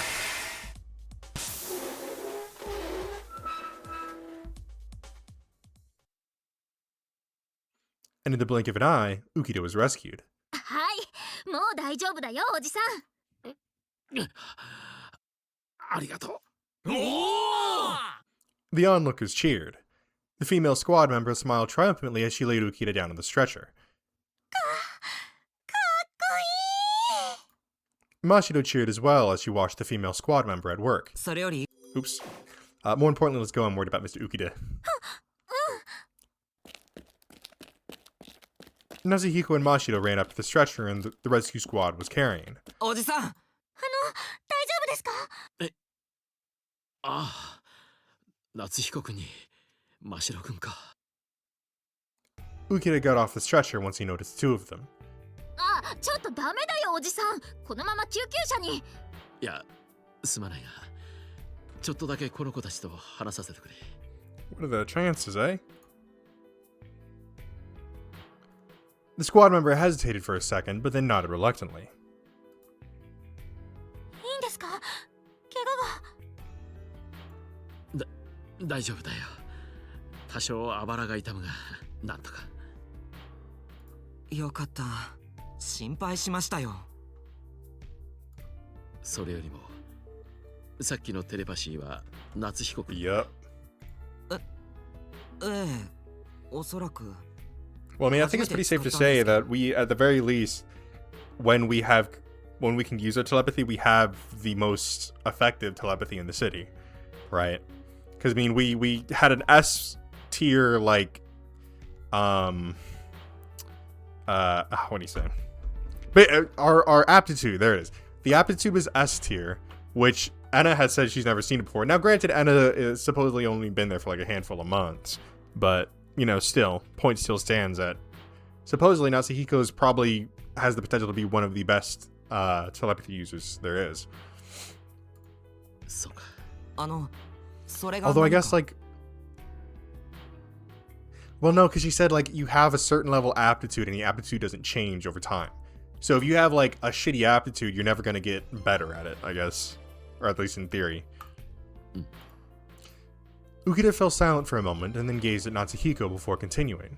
いいか、よく聞いてくれ。これから君の周りでおかしなことが起こるかもしれない。Oh? どういうことですか？気憂ならいい。いや、きっと気憂になるはずだ。だが一応、注意だけはしておいてくれ。Natsuhiko was bewildered and did not understand. And leaving his cryptic warning at that, Ukita was taken into the ambulance, leaving behind only Natsuhiko, Mashido, and some onlookers. So Ukita knew about some shit going down. Now in Route A, he never that is something that we obviously kind of grilled him on. But he did claim that there really wasn't anything he knew about outside of a handful of like the secret shit that they were doing. Which really, I mean, it wasn't necessarily much. Like, it was kind of insinuative that he knew that there was some like super top secret shit going on there, but he never really elaborated on that, and I don't think he might not have even exactly known. I mean, this little scene here is kind of saying, this little scene here is kind of saying otherwise in that department. So, who knows? But at the very least, what we got out of him in Route A is, so far, instantaneously dwarfed by this cryptic-ass message that he just gave these two. 夏彦が BC 使ったから条例違反を心配しているのかな。いや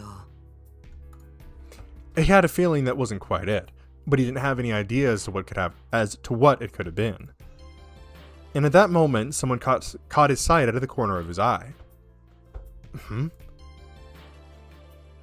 When he got a better look, there stood an unfamiliar girl holding a stuffed animal.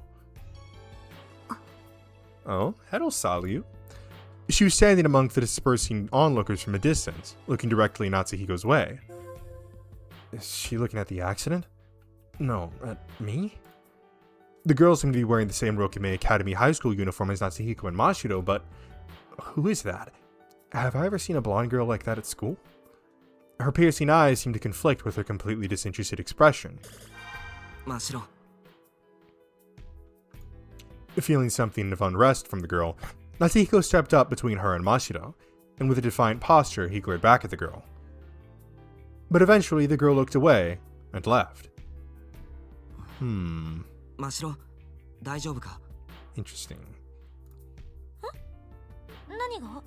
あいや Mashiro didn't seem to have noticed the girl's presence. なんでもない帰ろうか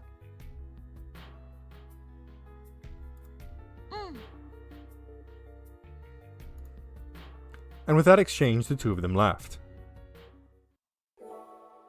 That night, Natsuhiko and Mashiro told Yuri about the incident as they gathered around the dining table. そうなの。そんなことが。いやー、ほんとびっくりしたよね。 Despite how tense Mashiro was right after the accident, she was now back to her cheerful self, excitedly telling the tale. 事故現場に遭遇したと思ったら夏彦がいきなりテレパシー使うんだもん。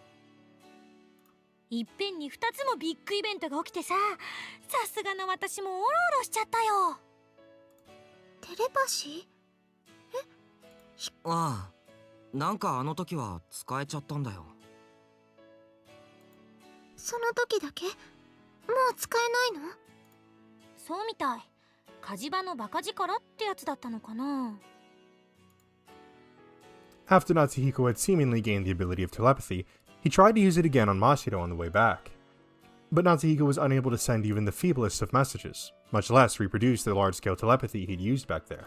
まあ別にいいさ伝えたいことがあったら声で伝えればいいんだしありゃ、ほんと BC に興味ないんだね。普段の態度は BC 使えないことに対する負け惜しみじゃなかったんだ。でもそれでいいと思うよ。おしゃべりの方が楽しいよ。だなあら、BC 使えない者同士気が合うんだね。なんかちょっと疎外感だわ。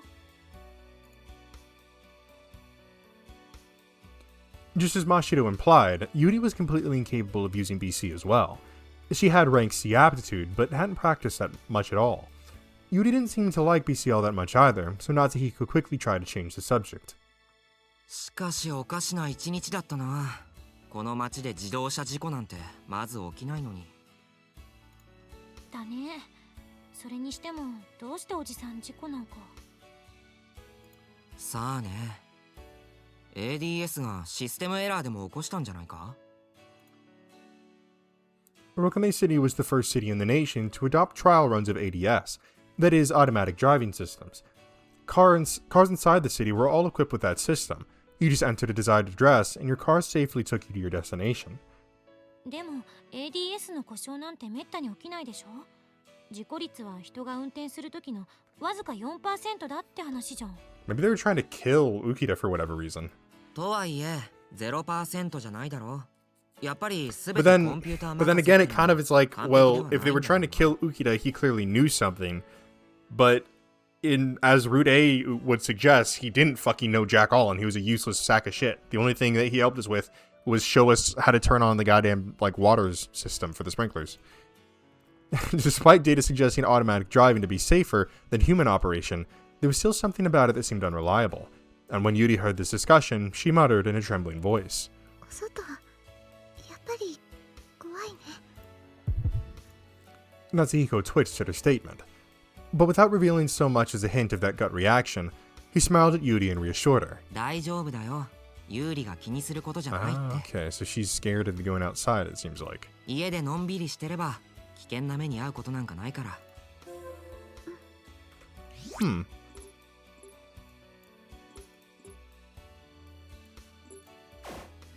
Well, let's see what we got here. そうそう、それでいいよ。誰かみたいに危険なところに飛び込まれたら困るからな。I wonder if we said it as both. おやー、それはもしかして私への批判かな？批判と言ったら言い過ぎだけどさ、自分の身も顧みず行動するっていうのはあまり良くないと僕は思うよ。Mashido's kindness was a good thing, but her lack of prudence was one of her weak points. 夏彦にはオス度が足りないね。オス度って、お前は女の子だろ。女の子が危険なところに飛び込むのを見て心配ですと？そりゃそうだ。つい忘れがちだけ At ど least お前は biologically. 生物学上は女性なんだぞ。そういえばそうでしたな。まあ心配かけたのは謝るよ。でもさ、そういう夏彦だって昔はどんどん危険に飛び込んでいったじゃん。え？まあね。Natsuhiko found himself at a loss for words in the face of that embarrassing point. Yuri smiled and started speaking again. そうだね。ヒコリンもやんちゃだったよね。危険なところがあったら、むしろ楽しげに飛び込んでいくようなさ。確かに僕も昔はそういうところはあったけど。As Natsuhiko answered, he recalled his childhood days. A scene about a decade old. Back in those days, Natsuhiko was something of a leader among the children. If there was anything interesting, he'd leap right into it without any regard for danger. If he saw a kid getting bullied, he'd go through any lengths to protect them, even if it meant facing a bully bigger than him. And uncharacteristic of a boy his age, he was a kid who would only play with girls even if it meant other boys making fun of him. So basically, he had game. Two young girls responded to the young Natsuhiko's voice. どこ行く？公園行こうよ。この間、あそこで可愛いワンちゃんに会ったんだ。よし、それじゃあ今日はその犬探しだ。二人ともついてこい。ついてこい。Everyone follow 犬どこ me. だ？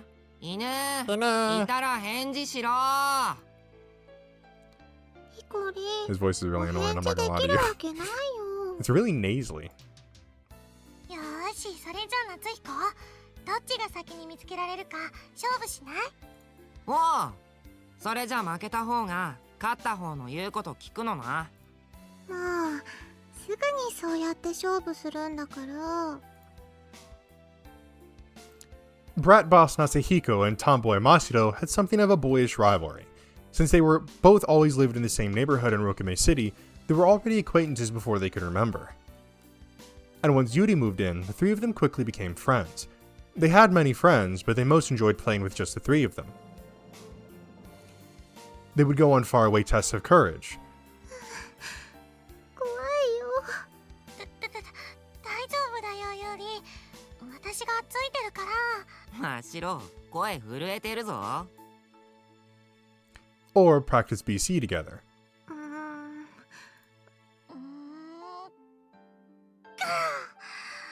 ダメだよ、夏彦。テレパシーなんてできないよ。諦めるなよ。できるまで頑張ろう。They didn't just play outside either.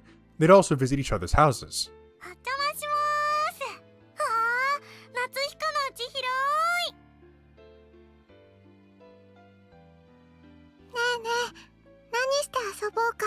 めんこ、それか、ベーゴマ。古いよ、夏彦。アニメ見ようよ。ビヨンドビヨンド配信中だしさ。みんなで5本読まない？博士ならいっぱい持ってるでしょ。じゃあベーゴマやりながらアニメ見て本読んで。そんなにいっぺんにできないって。ヒコリン、欲張りすぎだよ。Yuri was 2 years older than the other two, but the age difference was inconsequential. Their hobbies and personalities were all over the place, but the three of them were always together. As long as they were all together, they had fun no matter what they did. And the relationship continued even now. The boys were really dead set on making fun of me back then, huh? But thanks to his perseverance, he was able to build the interpersonal relationships he had now. The family relationships one builds from childhood are now irreplaceable. And that's exactly why one could say, one can both scold someone and worry about them at the same time. まあ今考えるとみんなを振り回してばっかりだったよ。そう？私は結構楽しかったけどな。いや、やっぱり平穏が一番だよ。自分から危険に踏み込むことはないって。身の回りが平和であってこそ、こうして美味しい夕食も食べられるんだからさ。まあそうだね。Mashiro's mood seemed more or less to improve after being praised for her cooking, and naturally Yuri joined in too. ねえマシロ、このお魚すごく美味しいよ。だな。これなんて魚？そりゃタチウオっていうの。崩れやすい身を丁寧にムニエルにしてみました。すごいなマシロ。日に日にお料理の腕が上達していくよ。だな。もはやプロ顔負けだ。そりゃ褒めすぎ。でも悪い気はしない。もっと褒めて。With a simple change of topic, the smiles returned to the dinner table. Natsuhiko found such peaceful times to be the most pleasant. Eventually, dinner came to a close, and after a little time spent chatting, it was time for Mashiro to go home. それじゃあ夏彦に有利。また明日ね。She made her usual farewell. マシロ、今日もありがとう。たまには送っていこうか？いいのいいの。どうせすぐ近くだし。それじゃあおやすみ、お二人さん。Mashiro returned to their words with a smile as she left the house. Once Mashiro left, there wasn't much for them to do. They basically just relaxed until nighttime came. さて、シャワーでも浴びるかな。はーい、どうぞ。Yuri would apparently take her bath during the daytime in consideration for Natsuhiko. それじゃちょっと失礼するよ。And with that, Natsuhiko headed to the bathroom. After a simple shower, he brushed his teeth and went back to the living room. And Yuri was there reading a book, waiting for him. おかえり、ヒコリン。ただいま。ヒコリン、もう寝る？少しおしゃべりしない？いいね。それじゃあホットミルクでも入れようか。飲む。了解。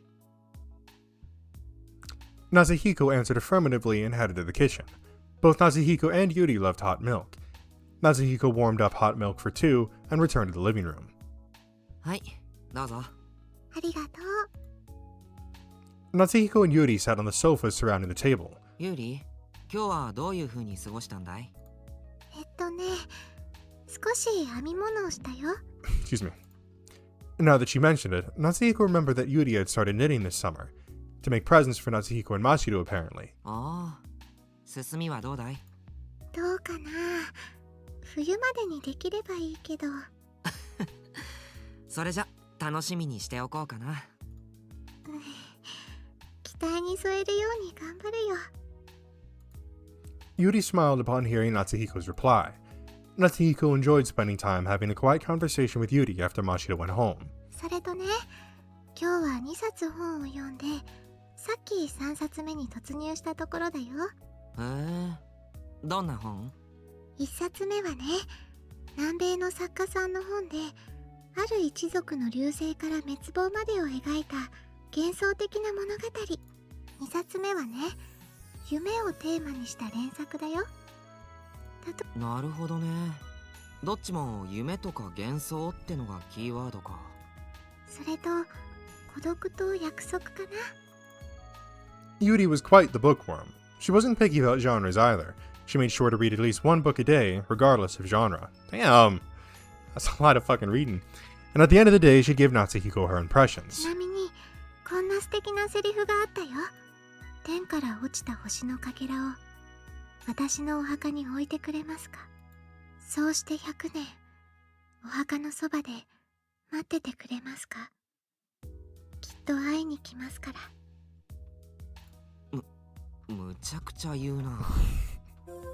でもそういった女性にね、男の人は待っていると即答するの。そして本当にたった一人で100年間待っちゃうの。そりゃすごいな。二人は恋人同士だったのか？違うんだよ。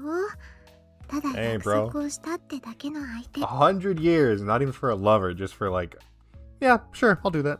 なのに女の人もちゃんと約 I 束を mean, 守って can you really do all that and not be 男の lovers? 人 Come に on now. 会いに来るの。100年前と同じ星が瞬く夜、花に姿を変えてね。へえ、綺麗な話だな。Yeah, yeah. でしょ？ロマンチックでしょ？ね、ヒコリンならどう？ 100 年間も一つの約束を守り続けることができる？ I'd be dead, さす but がに待っているって即答するのは難しいだろうけど、それでも約束したのならきっと守ると思うよ。だよね。ヒコリン、約束破らないもんね。 hell no. それだけが取り柄だからさ。I am a man of my word. Natsuhiko and Yuri smiled at each other. So one kind of interesting thing I wanted to note about Yuri is that it seems like she almost has a fear of going outside. I mean, we're talking about, yeah, she reads books. She finishes a book every day. She stays home. She's talking about, oh, the outside really is scary, huh? So it's like, it kind of seems to me like maybe she just doesn't at all go outside. Which, I mean, wouldn't exactly be surprising. But then, of course, it's the question of why doesn't she go outside? She went outside as a kid, and as a kid, she seemed to have moved in with them, and yada, yada, yada. Now, of course, I could be misconstruing this. Maybe she moved into the neighborhood as a kid. Something happened with her parents that then caused her to move in with Natsuhiko, and that's where the not wanting to go outside bit started. But I guess we'll have to dig into that a little bit more. What was he saying? To read books and to do some knitting. Such was Yuri's daily life. She didn't go to school, nor work, nor even take a step outside the house. Well, I guess that just answered my question. And it was Natsuhiko's responsibility to protect that daily life. There were circumstances behind why Yuri never left the house.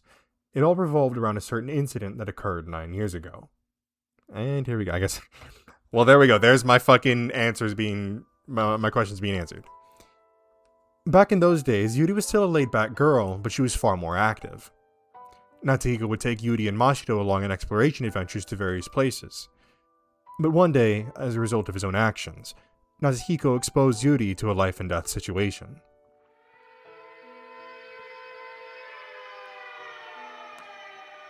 Burned into Natsuhiko's memory was a fire. Oh? A resounding alarm and a flickering red light. Ah, okay.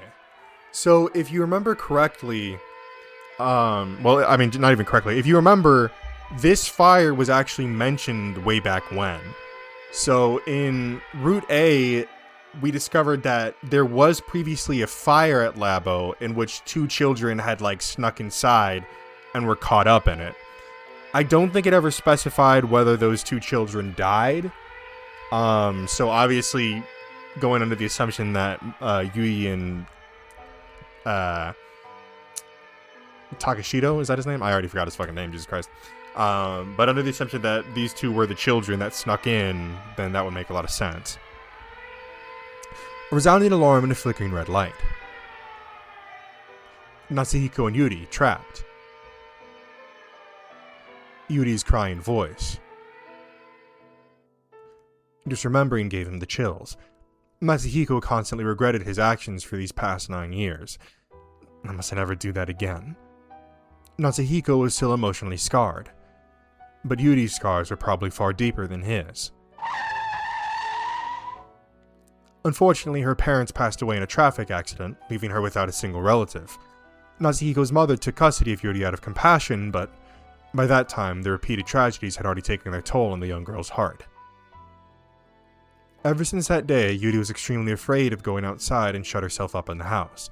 Nobody could convince her to go outside, not even by force. なあ、ユーリ。外に出てみない？ 3 days after she'd begun to live in the Tenkawa residence. いや、 Oh shit, what did he say?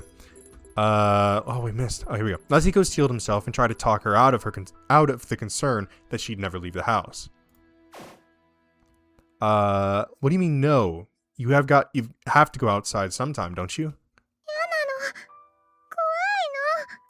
このまま学校にも行かないで、ここでずっと暮らすのか？ほら、僕が一緒に行ってあげるから。 The moment Natsuhiko tried to pull her by the hand, Yuri burst into tears.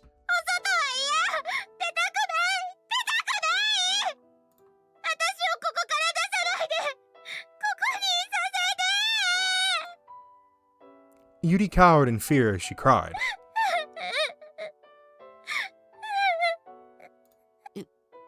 Yuri. Yuri twitched when Natsuhiko tried to lend her a helping hand. She froze still as a rock, and then all I heard from her was heavy breathing. Natsuhiko could do nothing but stand there at a loss for what to do.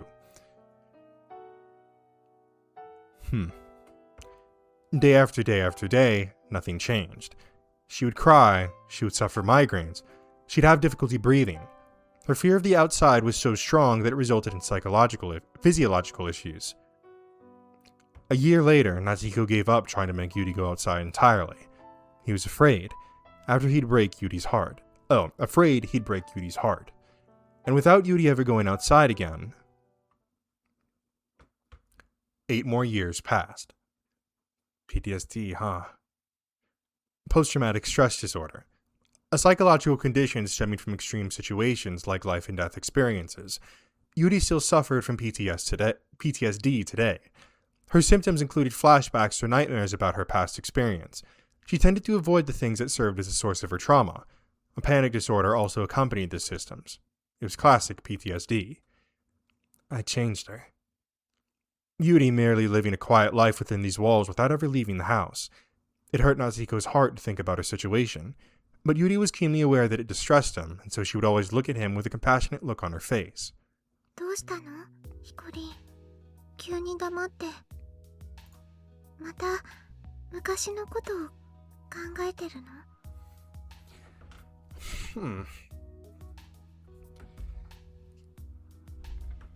So, oh man. So I guess you can kind of say at this point that, damn, Jesus Christ. Okay, so she's having super violent reactions to even the suggestion of going outside, but then she somehow ends up not only outside, but outside all the way over at Labo, which is like tucked into a fucking corner of the city, on the edge of the city. So that's really interesting. Obviously, I would only assume that she probably only ended up there out of the desire to either go with Natsuhiko or to protect him, something like that. Excuse me. ヒコリンは何も気にしなくてもいいんだよ。この家に住まわせてもらってるし、ヒコリンにもすごくよくしてもらってるしね。ヒコリンがいて、マシロンがいて、今は毎日楽しいから。Yuri spoke with a gentle smile, a very clear and somehow ephemeral smile. Indeed, despite her fragile heart, she was perfectly willing to let Natsuhiko stay by her side, and so in turn, Natsuhiko vowed to always live up to that smile. It's my duty to stay by her side and watch over her. His bond with Yuri made his friendships with his classmates seem almost inconsequential in comparison. Adding Mashiro into the mix meant that he was more than content with the interpersonal relationships he already had. With that in mind, Natsuhiko returned Yuri's smile. ありがとう、ユーリ。こんなこと言ったら怒られるかもしれないけど、僕もユーリといられて嬉しいと思っているよ。Yuri looked a bit lonely when Natsuhiko said this. でもね、一つだけ気になることがあるの。何？ヒコリンとマシロンの仲がちっとも進展しないことだよ。Hey, that's what I'm saying. Let's try this. 私、邪魔してないかな。なんでそこで真白が出てくるんだよ。だってマシロンあんなに素敵な女の子でお料理も上手だし、ヒコリンに優しいのに。確かにな。あいつ学校でも結構モテるみたいだしな。やっぱり？ああ、結構あちこちの男から告白とかされてるみたいだよ。告白？それでそれが真っ白のやつ全部断ってるらしい。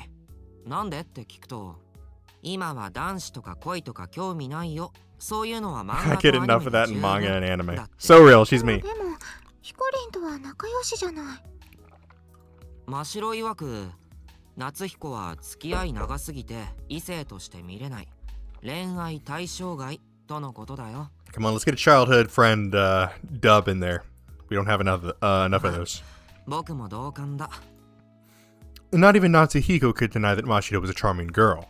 But since they'd been friends for so long, they were almost family. It was difficult to exchange that bond for romantic feelings. というわけで、僕らはそういう関係にはなり得ないって。本当に？ほんと。本当だってば。怪しいな。信じてくれないのか？ Yuri was quite unsubtly using the power of suggestion, but なんてね。 she eventually said with a smile. 悪い冗談だぞ、ユーリ。素敵な恋の話を読んだから、たまにはこんな話もいいかと思ってね。しどろもどろになるヒコリンが面白くて、ちょっと意地悪しちゃった。かなわないな。 Natsuhiko and Yuri exchanged smiles, and thus they leisurely spent their time in peace.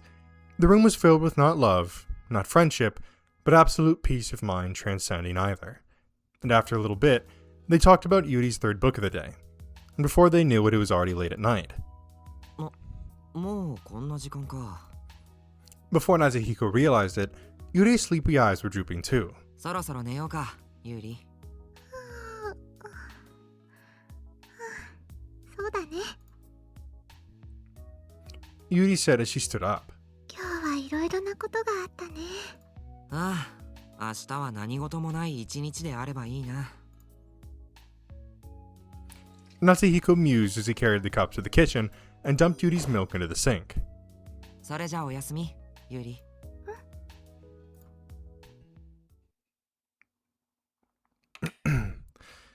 And without exchange of words, Natsuhiko went to turn off the lights in the living room, when suddenly heard a soft voice behind him.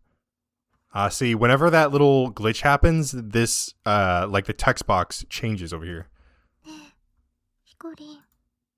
ヒコリンは怖いと思ってるよね。え？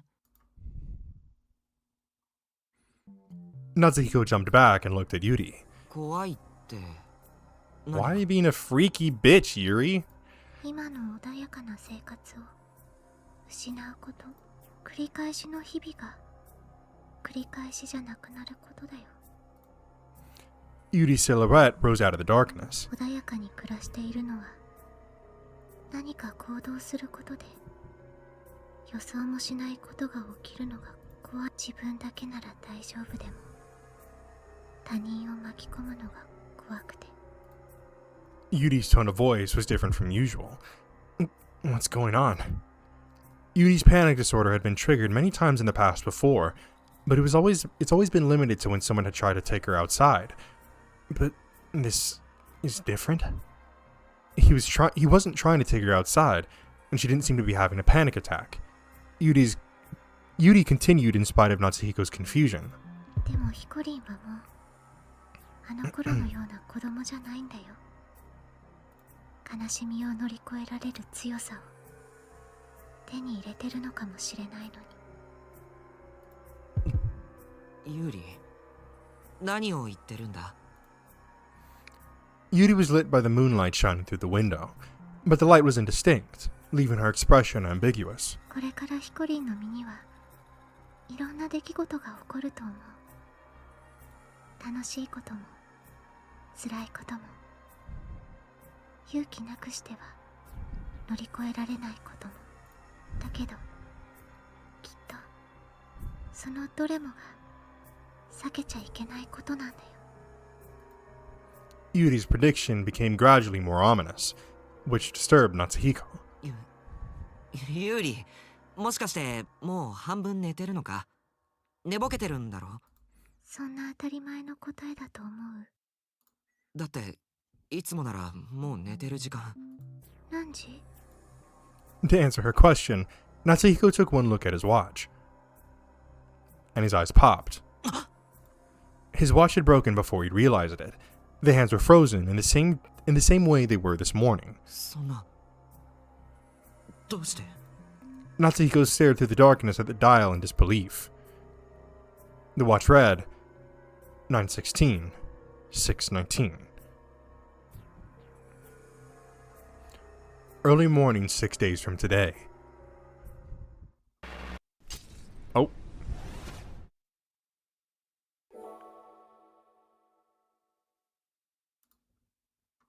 Oh, and we're back. Huh. Okay. If I had to give my 2 cents as to what that is, I mean, I think in this case, it like all of that we just experienced was essentially like a flashback.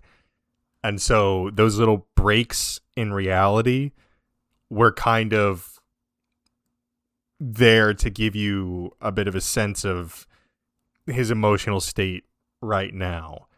And just in general, right, as a character, what he fears, what he deals with, what his life is like. Excuse me. But it's interesting that it's coming out of Yuri's mouth.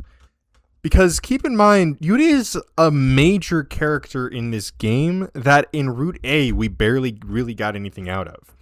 The most significant thing we got out of Yuri in Route A was that she was acting very strange and that something had been done to her by Watase. Watase had supposedly done something to her to make her fear him. Now, we don't know what that is exactly, and kind of now with the knowledge that it was Yuri and Natsuhiko back in that fire way back when, I don't think Watase responded to that fire, but it's possible he did, or maybe he even responded to the accident that her parents were in, or something. Maybe something kind of unrelated that maybe has twisted her vision of him. Maybe she's playing less of an innocent role in this story than we even realize. Because it seems like for both Natsuhiko and Watase, they have this infatuation with Yuri and with protecting her and, yada, yada, yada. So it's very interesting that now she's being presented as kind of this ominous fortune teller, essentially, right? There's again these breaks in reality, even though again I'm pretty sure that this is like a flashback, but the fact that it's her delivering these warnings and these readings into the soul is kind of interesting. So I would imagine that later on in this, we're going to kind of get to see more about what specifically happens with her. Because I would kind of expect that Route B here is kind of it will hopefully at some point take us to, like, I guess the conclusion of the game. Which, I mean, if it's not going to give me any spoilers, go ahead and let me know. Like, is this a deal where Route A and Route B end off at the same point, and then there's some kind of extension of the story in like an extra bits, or is Route B gonna like kind of fully follow through on the story and give us something more of a conclusion? I'm interested to know that. So if that's not gonna like spoil me about anything, go ahead and let me know in the comment section below. I am gonna go ahead and leave it off here, though. I think that this is a pretty decent stopping point. I have a feeling that once we get to I have a feeling that once we get to the next session, essentially, that's when we're that's when we're gonna get into probably a lot more of the actual action of the story, whether that's just those like mysterious happenings that Ukita warned us about coming about, or if that's going to be, I don't know, something. Now, keep in mind, we do have 6 days until we actually end up at the laboratory. Well, actually, scratch that, because no, we're in this scene right here. We're gonna come back to us being in the laboratory, so that's probably how they're gonna play it. I would assume with this is that it's kind of a back and forth thing between the lead up to us ending up here and also actively what's going on. So that'll be pretty interesting. And also, I do like that we're kind of getting a little bit more knowledge about Rokume City and kind of getting to see how, firsthand how these characters are related and how they, their histories with each other and how they've interacted with each other throughout. So for one thing, one of the biggest things that I've gotten from this right now is that, nope, I'm gonna quit the game, is that Ukita has to have known a lot more than he's letting on. And honestly, that car crash, I would even argue, was intentional, right? Like, I would even say that maybe the car crash was intentional. Somebody was trying to kill him. That may be me stretching a bit too far, but especially when they kind of, like, really made it a point afterwards that they're talking about, oh, every single car in the city has a self-drive feature, and there's rarely any accidents in the city, if any at all. And it just so happened to happen to Ukita, right? Who, again, gave Natsuhiko these warnings and stuff.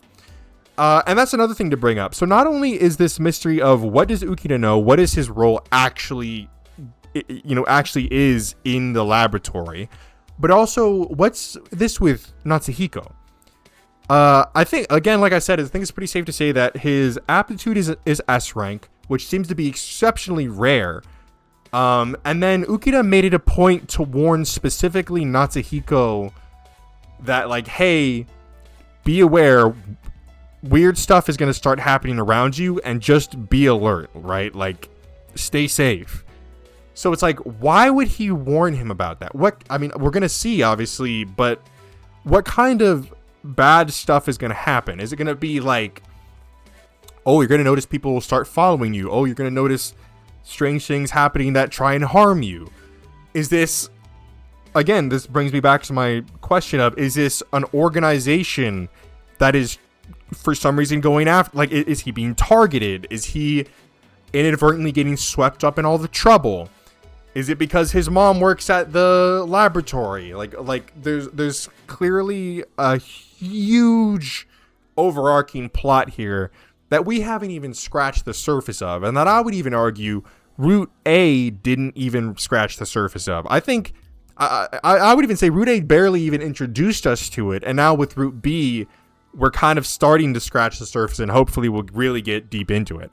So there's about 1,000 bajillion more questions that I have about this game, which is really good because this is the exact same kind of thing that happened with the House in Fata Morgana. It's one of those games where it gives you some crumbs, but then at the same time it presents you with 5 more doors that you have no idea what the fuck is behind them, and you've got to kind of figure it out. So I love that. That's really fucking cool. So yeah, I guess those are just going to be questions that we're going to have to figure out in the next episode and onward. So thank you guys so much for watching. If you enjoyed this video or any other videos or series on my channel, then I highly recommend that you hit the subscribe button and turn on post notifications so you'll be notified when a new one of those videos comes out. Anyways, that's it from me, and I'll see you in the next one. Peace.